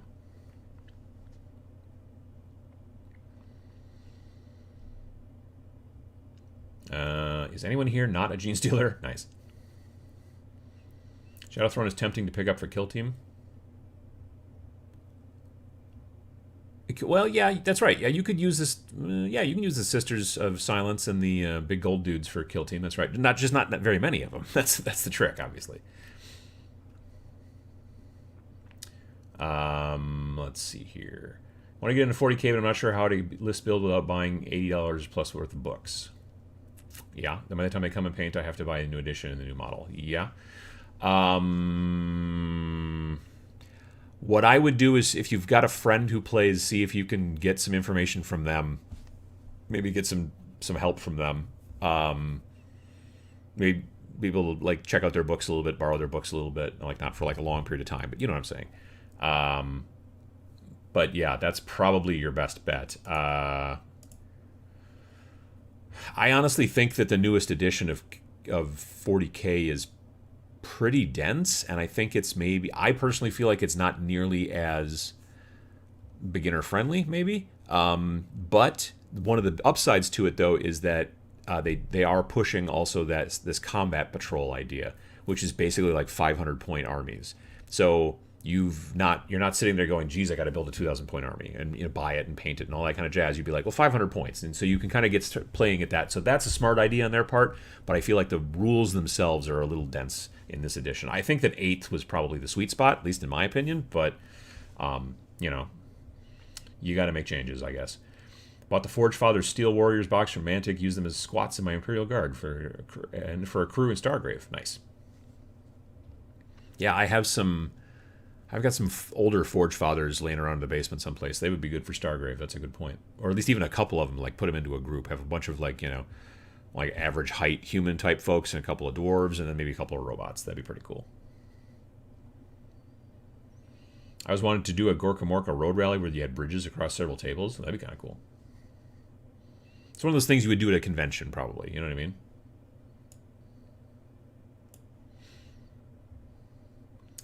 The new Gene Stealer Cult Demolition Mini is nice, but I'm not running out to buy a huge box to get it. Yeah, exactly. And I'm assuming that if we wait long enough, eventually it'll be something that you can buy separately. You know what I mean? He's wearing his jeans and boots, so the Gene Stealers don't steal them from him. Gene Stealers stealing his jeans. Good point. That's a good idea. I hadn't thought of that.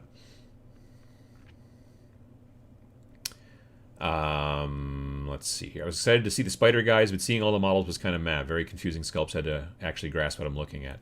See, the first one I thought was like, and then now that I see them all as a group, I'm like, oh, okay, it makes more sense to me. I think the first one, it's because he's not. Oops, I bumped the mic. He's not like on his feet. He's like jumping, and there's like a piece of like cloth that's touching the ground, and that's what's actually supporting the model off the base.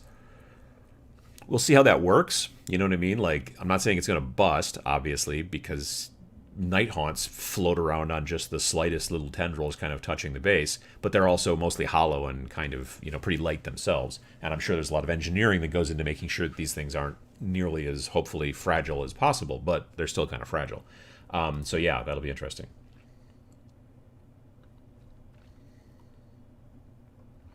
Six-limbed spiders? Well, I mean, they want to be spiders. They're wannabes. They'd love to have 8 limbs, but you got to start somewhere. They originally had 4 limbs.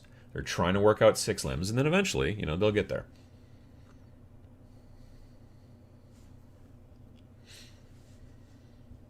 Let's see here. The new terrain for Warcry is just awesome.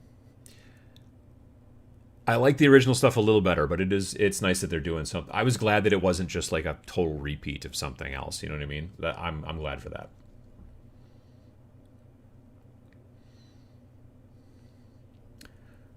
Why, given the market share that GW enjoys, are their models so expensive? Capitalism. Honestly, that's the thing.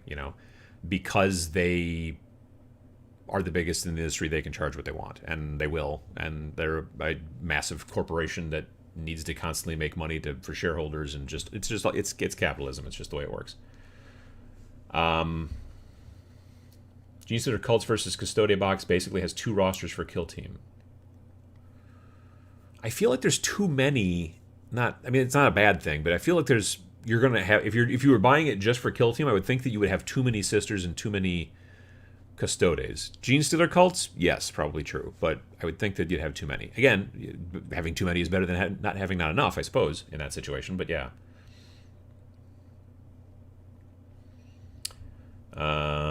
Let's see here. Gene Stealer cult Custodes. Like, yeah, like all of a sudden, like, you know, there's all these Custodes and they're all in the stuff, and then there's just one of them's got like the weird kind of purple bald head kind of a thing, and he's just like looking back and forth, being sneaky.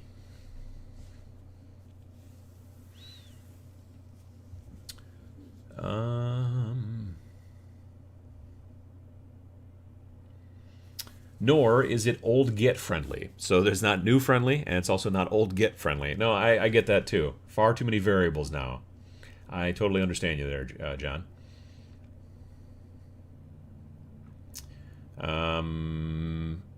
Let's see here. I think the GW prices are normal. They have no frame of reference.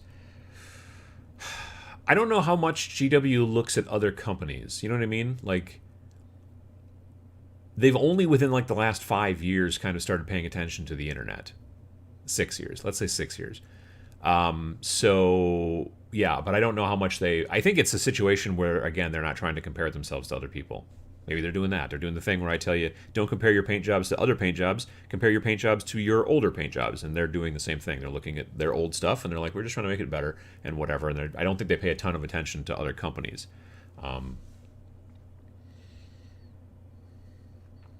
Let's see here.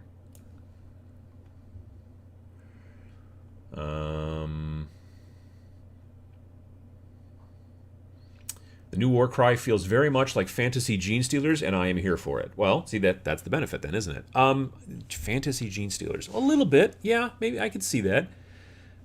Gene Stealers are, I've always, well, okay, so Tyranid in general, buggish. Makes sense. Very buggy.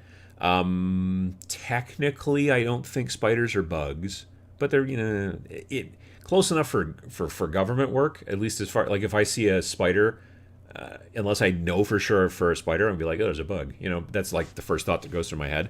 But I'm not a scientist of spiders or bugs.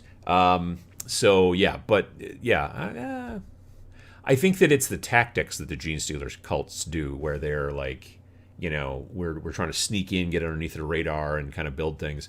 From what I understand, basically Gene Stealers cults land on a planet and they try to get things going until they get to a certain point, at which point they have enough control that they can kind of send out this psychic beacon, which then brings in the Tyranids, who then eat everything down to the bedrock.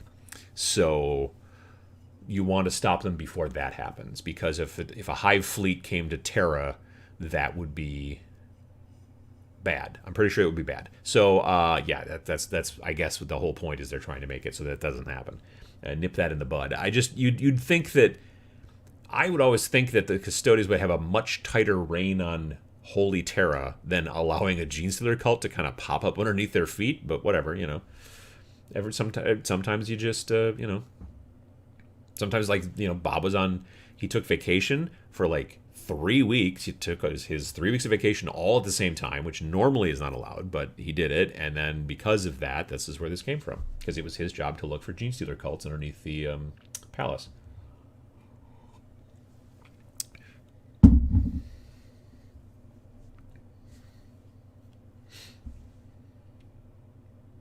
Let's see here. They all died of pesticide. Well, a lot of things died of pesticide, frankly, yeah. Let's see here. Bugs include both insects and arachnids. Whoa. See, bugs doesn't sound like a scientific name. Like insects, arachnids, those sound scientific. Bugs sounds like slang, frankly, like for anything that is kind of, you know, small and kind of icky.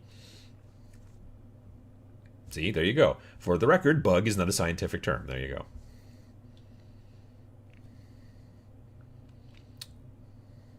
Bug equals arthropod. I don't remember. I'm too old to remember what arthropod means anymore. It's a type of podcast, right? I think so. I'm pretty sure that's what it is. 10,000 custodians versus untold billions of people on Terra, though. They can't be everywhere at once. Well, they're supposed to be. That's their job. I guess I don't know enough about what's going on Terra other than the Emperor and all that shenanigans. I mean, I'm sure that I kind of always assumed it was a lot of servitors and custodes and the old guy and the High Lords of Terra, and everything else was, I don't know, paved over and like statues. But if there's like a ton of people who live, I just assumed that like nobody got to live on Terra except for, you know, the people I mentioned. But I guess you would need a lot of people to polish marble, although you would think servitors would do that. Anyway.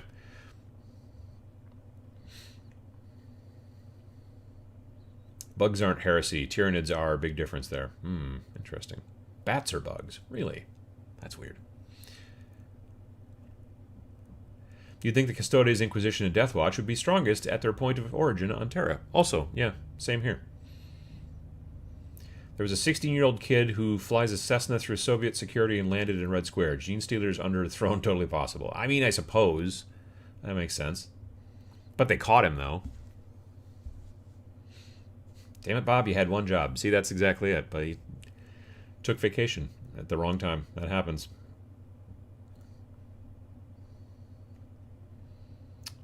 Still need to get that Gene Stealer Neophyte hybrid box for kit bashing. Those models got potential. I have no intention of using them as Gene Stealers.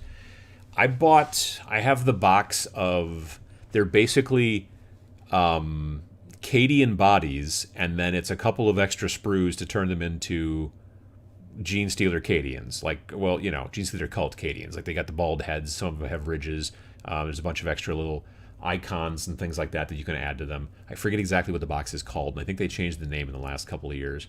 But I bought one of those just for like doing something interesting, again, kit bashing wise. And I also recently bought a Gene Stealer Cult single model where it's like a dude, he's like a gunslinger, and he's got 3 arms and he's got 3 guns. And I think I'm going to give him a different head, and I'm not going to use the 3rd superfluous arm, and I'm going to use him for something for like Stargrave or something like that, you know, or Space Weirdos or whatever. But I don't want him to be a 3-armed guy. But I was looking closely at the model. I'm like, if I pulled off this extra arm that's coming out of his armpit, it would be fine. But he's just a cool sculpt. Like a lot of those Gene Stealer Cult sculpts are super cool. There's that guy called the Sanctus or the Sanctum. Not Sanctum. I think it's Sanctus. And he's like on top of a rock. And he's like got a big cloak, and you can either make him have like holding a knife or holding like a sniper rifle and stuff like that. It's just a super cool looking sculpt. I've already built one of him, modified him, gave him a different helmet, you know, stuff like that to use him for other games. Painted him up, used an enamel wash actually. I really like the look. It turned out really cool. And I have another one just because I'm like I want to do something else with it very cool too. So yeah. Bat is a bird, penguin or fish. Sounds legit. I'm on board.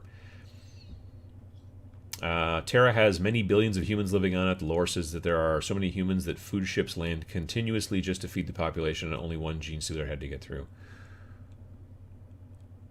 Do pilgrims go there, don't they? Is that a thing? Like where people like... I swear I remember something about how like people used to like go their entire life to make a pilgrimage to try to get to Holy Terra, and like only half of them ever made it or something like that. Although you would think with the travel, like I don't know. Well, yeah, it's hard to say.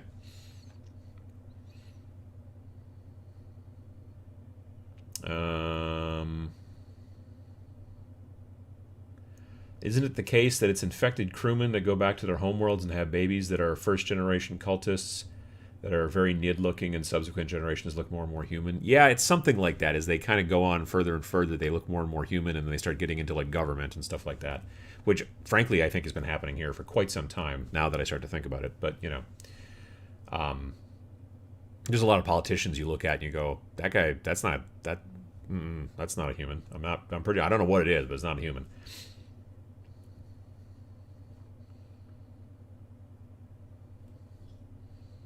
Not buying the new announced box, but Nids reaching Terra is a huge story deal, or huge deal story-wise. I would think so, yeah. I thought it was kind of cool that they were at least getting Terra involved and just saying, oh, it's this thing over there, don't worry about it.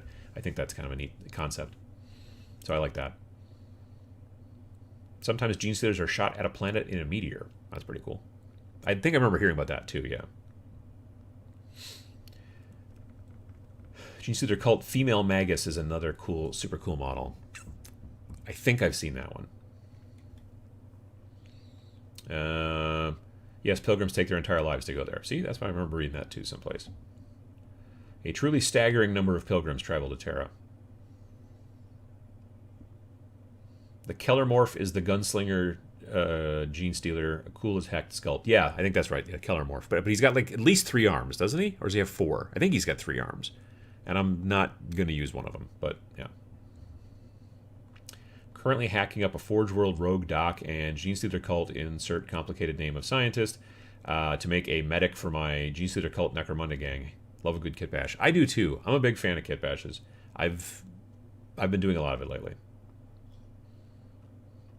Female Magus is fantastic. I have no idea why they went back to using the male in the new video. Oh yeah, that's right. There's that male one in the intro video thing for the new box. That's right. Technically, the infestation of Terra by Gene Stealers was already canon. It's just now that it's a plot point being acted upon. Huh, that's kind of cool. Nearly every other faction has managed to penetrate Terra's defenses. Just wait for a Pathfinder team to be found wandering past the Golden Throne. Just wandering. I think they'd be just like Tao's just like going, walking by, and then like just a bunch of custodians going like, "What are you guys doing here?" And they're like, I am lost. I was looking for the library."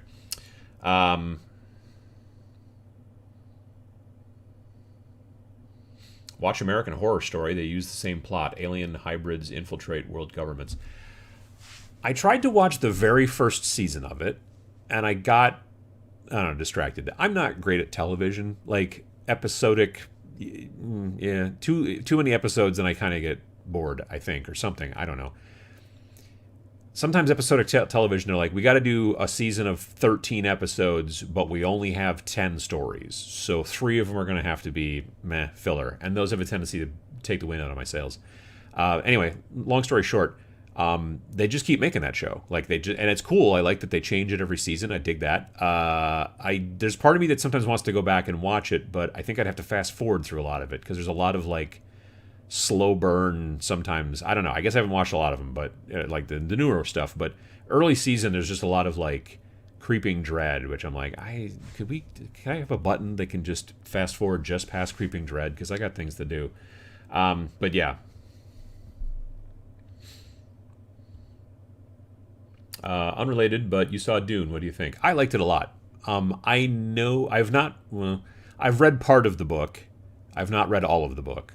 But I've listened to some podcasts to get a better grasp on like the parts that I missed. And it was a long time ago that I read it, so there was also parts I wanted to refresh. So going into it knowing kind of more of what's going on probably made it a little bit easier.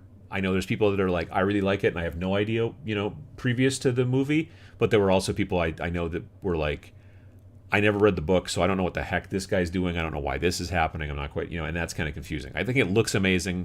Denis Villeneuve does awesome stuff. I loved Blade Runner 2047 or 2049 stuff. He's great. I enjoyed it, but I'm also, for movies, sometimes I'm a little easy. You know what I mean? Like TV shows, I'm like, this is not holding my attention. But movies, like, because it's done in 2 hours, I'm not super critical of movies like some people are, I guess. I don't know. But yeah, I liked Dune quite a bit. So I'm looking forward, and I'm glad that they're making a second one. So I'll look forward to that as well. Let's see here. Excited for the new Dungeon Bowl. Like I said, I don't really play Blood Bowl. It's cool that they're kind of expanding and making it different, and I like the fact that it's also standalone, so that's a good idea too. What do I think about the sculpts of the models or whatever? They're fine. Yeah, I don't know. I think my biggest issue sometimes with Blood Bowl, honestly, is that it's I think it's because I'm not a sports fan, to be perfectly frank with you. I think it's because I'm not a sports fan, so I don't care about sports particularly. It's why I was never interested in Guild Ball. It's why I was never really super interested in Blood Bowl. Yeah, I don't know. Does your tinfoil fez... don your tinfoil fez. It's time for Uncle Adam's Conspiracy Corner. There you go. After starting resin 3D printing 2 months ago, it's not as stinky and difficult as I thought it was going to be most of the time, and is in preparing the STLs with supports. Well, that's not too bad then. I love the idea of Tau tourists. I don't remember orcs ever being on Terra. Yeah, probably true. The Tau took a wrong turn at Albuquerque. That happens, you know. Have I been to Albuquerque? I don't remember if I've been to Albuquerque. If I have, it was just the airport. I might have been to the Albuquerque airport once. Maybe. I think so. Nids on Terra. The Emperor will return maybe soon. I mean, that seems like a bigger story than they want to necessarily go right now, but maybe. Speaking of kit bashes, any tips for large, thick green stuff parts? Any tips for large, thick green stuff parts? I think I don't know what you mean. Like adding a lot of green stuff? I know the thicker it is, the longer it takes to dry, or cure, or whatever you'd like to call it, but yeah. I'm not sure. Xenotourism is an untapped source of Imperial revenue. You know, you're not wrong. Reviving Dungeon Bowl should have given them the opportunity to recycle Blood Bowl minis and mixed teams for every Magic College. Cool to see it again. Disappointed in the usual extended release grab. Like, I don't know much about, like, what the, you know, plan is as far as for, like, when they're going to release things or anything like that, as far as that's concerned. I got the feeling it was more of just like a, you know, here's a box and there you go and you're done, but maybe there's going to be more stuff. I wonder if it will split the player base if things aren't as compatible as they would like, you know. So, but it seems like it looks like you can take regular Blood Bowl teams and bring them into Dungeon Bowl. That'd be nice.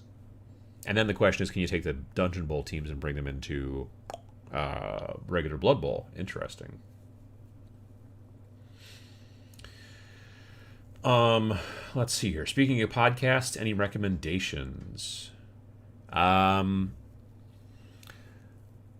I've been listening to lately, not a ton, frankly. I listened to Last Podcast on the Left. I'm a big fan of that one. What else have I been listening to? I've been listening to a podcast recently called Minorities Report, and it is two guys, Tickner and Antonio, and they talk about movies.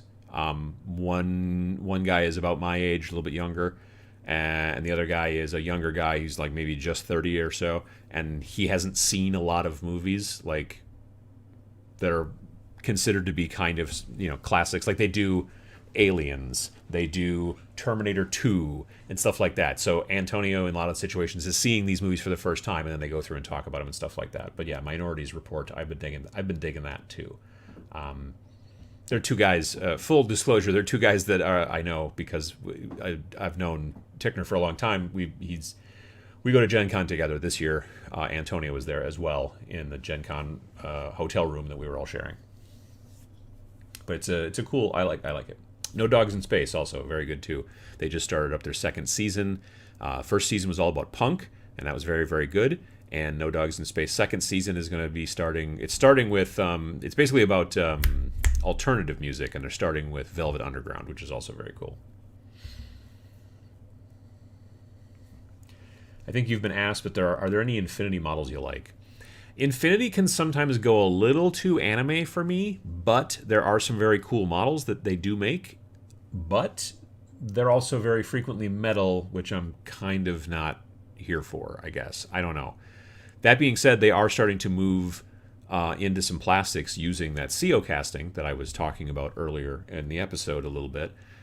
So that'll be interesting. I want to see what they are able to do with that CO casting technique. CO casting is injection molded thermoplastic, but instead of injecting it into a steel or an aluminum mold, which is incredibly expensive to make, they're able to actually inject it into rubber molds, which you actually make via pouring over a master, and it's much cheaper to make those molds. Those molds cost, from what I was told at Gen Con, about $300, whereas Steel molds for normal plastic miniatures cost starting at $5,000, and that's for the smallest little stuff, and usually going up as high as $50,000. So, yeah. But anyway, there's some models from that line that I would look at and go, I could use this for some other game or whatever like that. But like I said, some of the stuff is just a little too almost anime for me. I would like to see some of that stuff painted a little bit more grungy. So much of it is always very, very clean. You know what I mean? Like some people will do armor chipping here and there, but almost every paint job that I've ever seen for Infinity is always very clean, a lot of colors and stuff like that. I'd like to see some enamel washes on some of those guys and grunge them up. I should probably try to buy a model or two that looks like it would be easy enough to build that it wouldn't annoy me too much, and then kind of grunge it up with some what do you call it? Some enamel wash. I think that'd be kind of cool.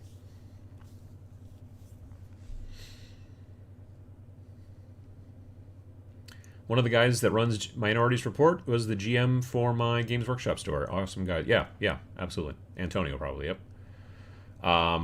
Building my first Gaslands cards. Orc and Nid spare bits coming in real handy, too. Yeah, that's definitely the case as well. It's definitely Orc stuff you can use.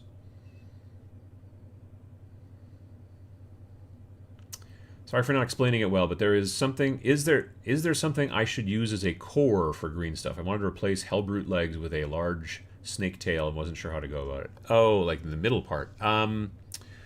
What a lot of people do when they're sculpting is they'll build something called an armature. So like it's almost like the skeleton of a miniature. And so some people will use wire and then they'll kind of do it. And there are companies out there now that make pewter armatures, which are basically just like very simplified kind of skeletons. But they have like they're thinner at like the elbows and the shoulders, so that you can kind of use that white metal. It's the same type of miniature, it's the same type of metal you see in metal miniatures, which is known as white metal or pewter alloy. And they'll bend and pose the model and then sculpt on top of that armature. But some people will just make their own armatures out of wire or whatever. So if it was me and you were like, I'm going to cut off this leg and I'm going to replace it with something else, I would probably try to figure out a way to use wire to make. Or wrap some wire together or whatever to at least make the beginning part that you then stick the green stuff to kind of get so you know where you want to place it and where where things are going to start and stop and all that kind of stuff. That's probably the best way. I'm surprised there's no soccer version of Blood Bowl. Well, two things. Number one, Glenn in here is right. There was a Guild Ball.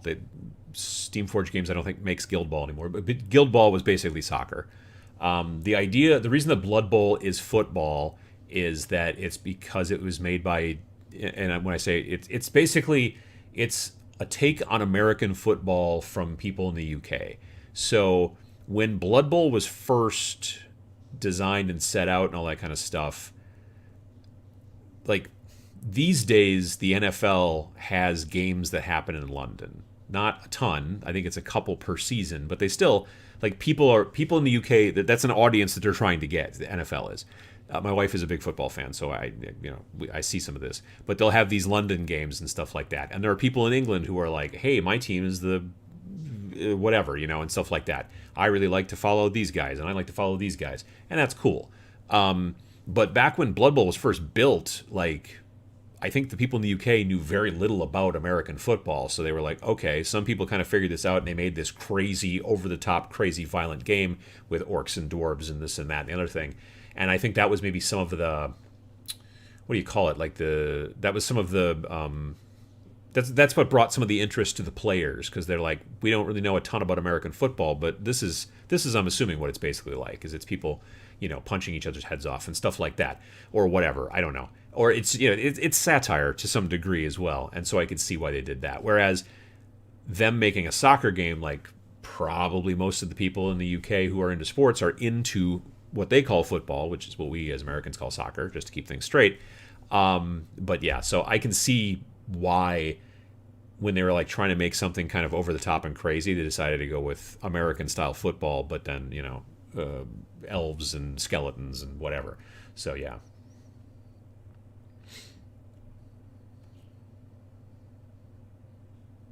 Minorities Report. I thought you said My Corgis Report, which sounds like an awesome podcast about awesome doggies.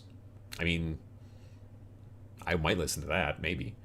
That would be more of a video podcast. I would want to see that, actually, because then you get to see the dogs, and that'd be fun. 40K version of Mutant Hockey League, or Mutant League Hockey would be interesting. I just think that they should make a new Mutant League Hockey video game. I think that'd be great. Or, you know, remember those hockey tables you used to see like at like the arcade that had all the little, and you turned, like you moved your guys back and forth on the track, and there was a dome over the table, and it was like table hockey, and you were playing, and it wasn't foosball, that's like more soccer, but this is like sliding guys back and forth, and you would turn them like this, but slide them back and forth like this, so the guy would go like this and then do this, right? I forget what that, maybe it's just called table hockey, I could be wrong. Anywho, a Mutant League table hockey version like that would be pretty cool. I would like to see that. I mean, it would be basically just the same hockey. They would just change the models. You know, they just change the little plastic dudes and make them look like zombies and gross stuff. That'd be fun.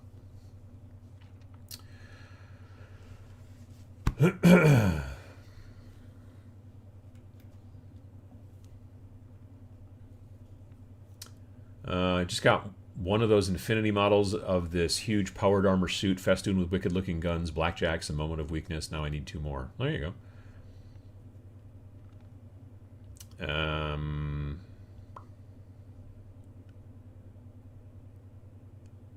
Let's see here. And that's just the cost for the mold. The molding machines are real money from a oh yeah, no, absolutely. The molding machines that make yeah, all that stuff's very crazy expensive too. But once you've got the molding machines, you're generally okay. But now every time someone's like, hey, let's make a new model, you have to make completely new mold and testing and all that jazz. Yeah. Let's see here. Old Gods of Appalachia is another amazing podcast. Basically, the idea that long ago, old gods were trapped under the mountains, and it's stories from the early 1900s of them influencing people. Well, that's kind of cool.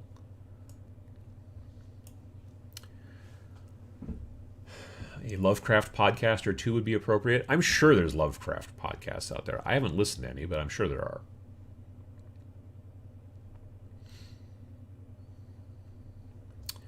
They had a good write-up of some of the Blood Bowl history in the White Dwarf issue, where they had the Jervis Johnson tribute. That's kind of cool.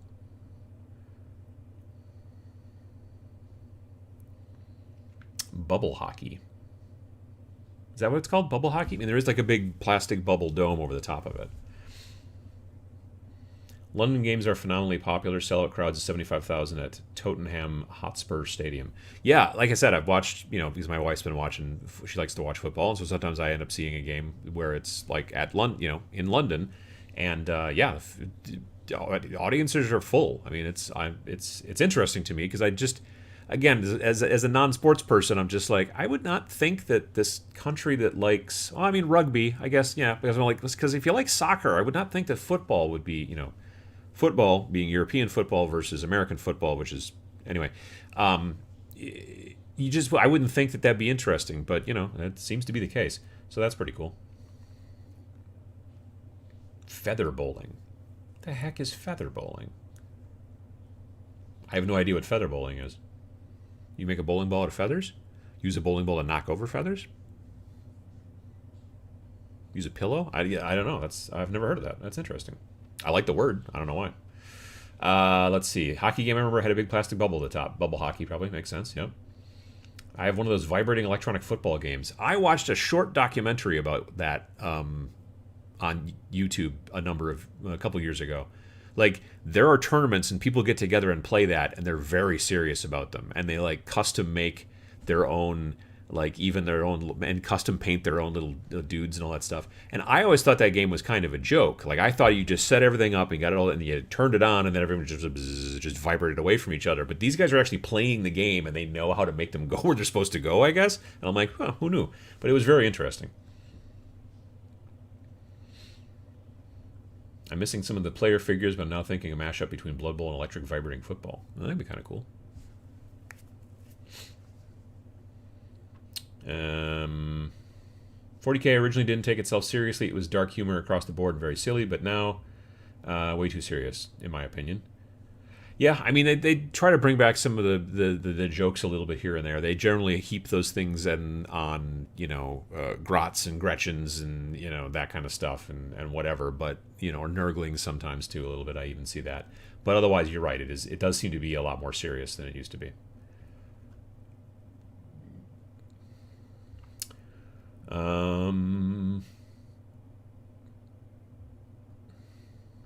What the Folklore is a really good podcast to listen to. It breaks down the stories and history of folktales and such. Well, that's kind of interesting, yeah. American football equals hand egg. Yes, that's exactly right.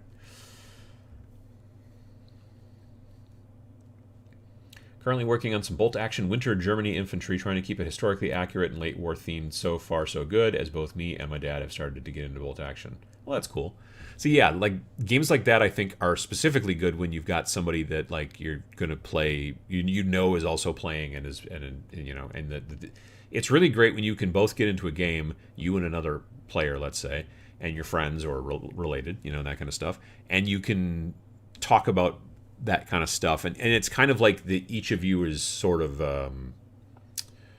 I don't know, like spurring each other on or inspiring each other or something like that, and I think that's very cool. That's one of the things I like really a lot about the hobby. I picture an Infinity PsyOps team being sent into hell to try to retrieve a VIP. Yeah, I can see that. Black Templars have the Holy Hand Grenade from Monty Python. I'm trying to remember if I've seen that or not.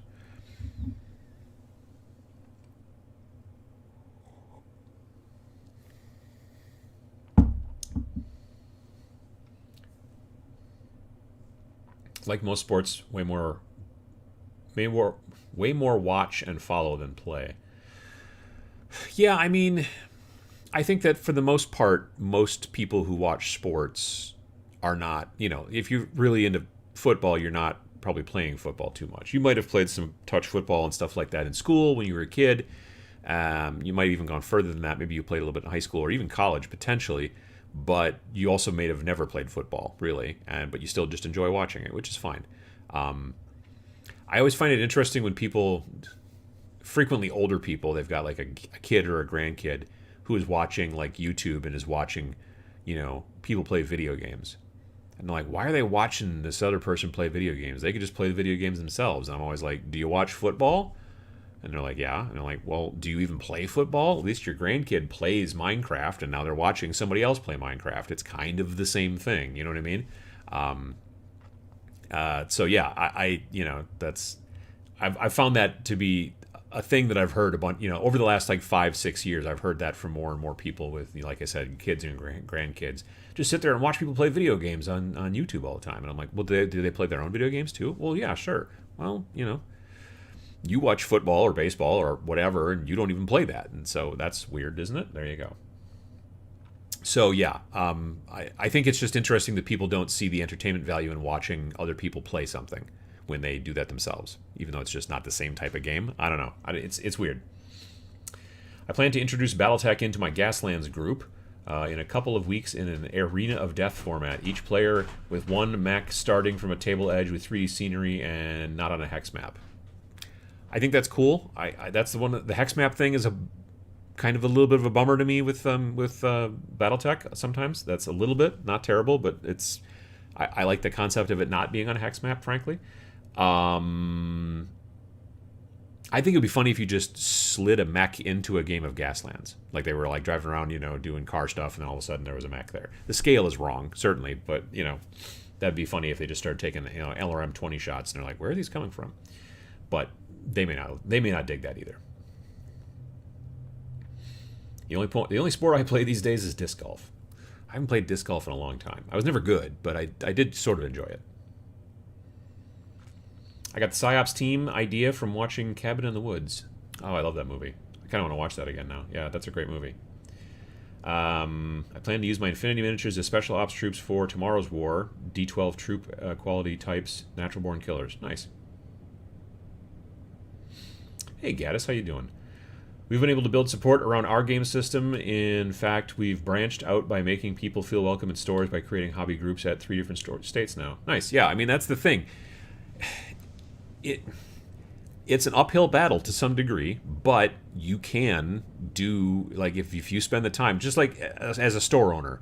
There are store owners that are just like, man, I got all this stuff on the shelves, but no one ever comes in and buys it, and no one ever comes in and plays. And you're like, are you, do you have somebody in the store who, I mean, very frequently, and I understand this, most store owners are one man or one person operations. So they're in a situation where, like, I have to stock the toilet paper in the bathroom. I have to get more soda and put it into the into the snack fridge. I have to do all the ordering. I have to pay all the bills, and they don't have time to also sometimes get people involved in the actual gaming. But I think sometimes they just think, well, because I have this place, therefore people are going to show up, and that's not the case. It takes getting some people involved. And so what a lot of stores do is they will then try to come up with some sort of store champion, right? You get somebody who you're like, look, I'll pay you in credit or whatever if you will, get 40K tournaments running here, or you'll get Magic tournaments if you help me out by running Magic on Friday nights, or this or that, or you become a judge, or whatever the deal is, then, and you need to compensate these people, let's be perfectly frank, but they do that kind of stuff, and they are very frequently more successful than a store that's just like, well, we got a bunch of stuff for people to buy here, but they're just not coming in to buy it. Well, they need reasons. That's, it takes the extra work. And, it would be great if it didn't, but it does. That's the way these things work. So the sitting down and saying, we're going to build these gaming clubs in different states and different stores to get people interested in buying our game, that's also a thing that very frequently small companies don't have the time to do, but when you take the time to do it, or you work with other people and kind of get them involved, then it works out great. Please support your local game shops. Absolutely. Absolutely. To be fair, the people the kids are watching play video games often have grating personalities, at least the ones my kid watches are. Well, they're grating to you, admittedly, but the kid thinks they're funny, I'm assuming. If the kid was like, ugh, they would probably change the channel, or whatever.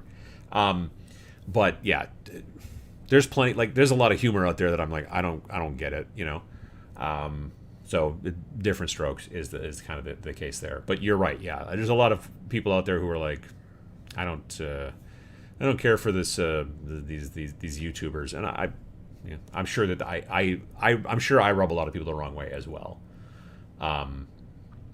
Curmudgeonly old people being critical of those young whippersnappers. I'm shocked. Shocked, I say. Indeed, I agree.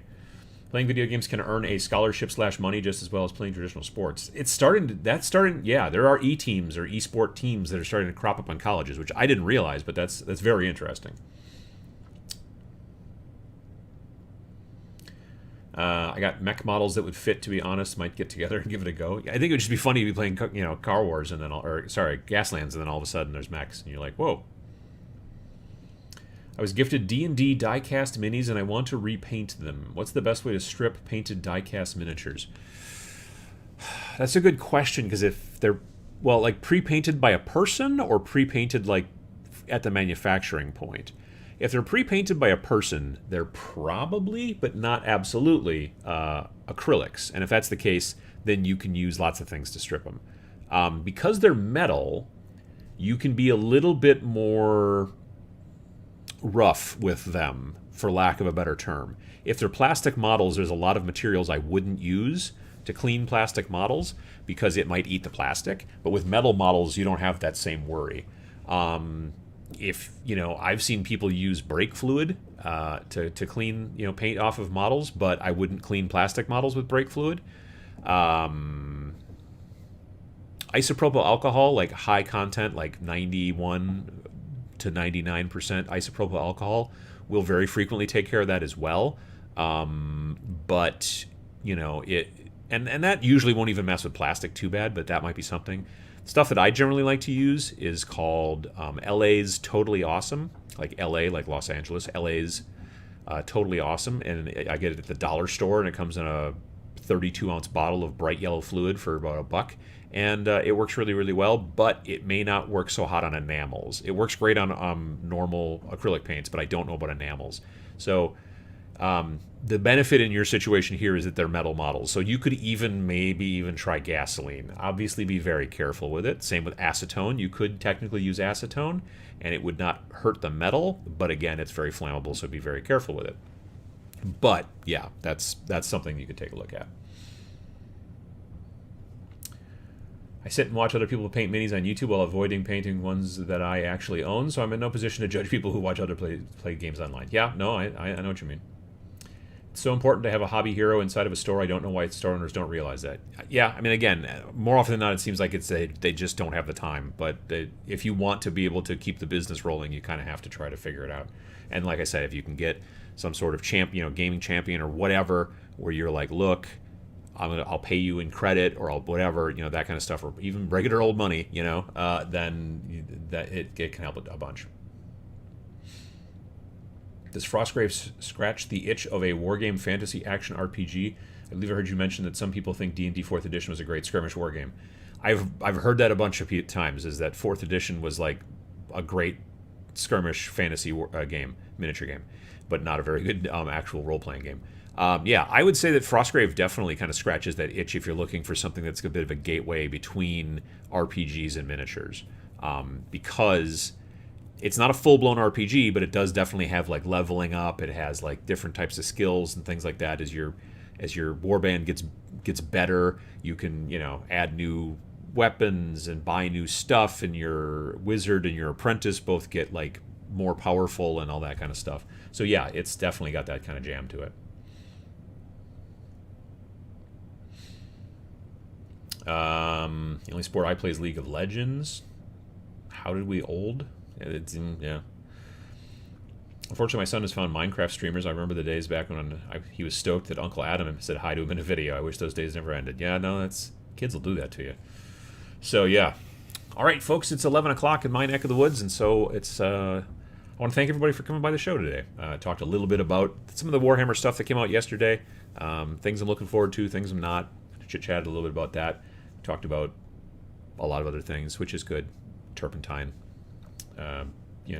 simple green, all kinds of stuff. All the normal things. So, I'll see you again in 2 weeks here on the Every Other Sunday show. In between this week and the next episode, I will be at Holy Havoc, which is a narrative-based Age of Sigmar team tournament in Northern Illinois.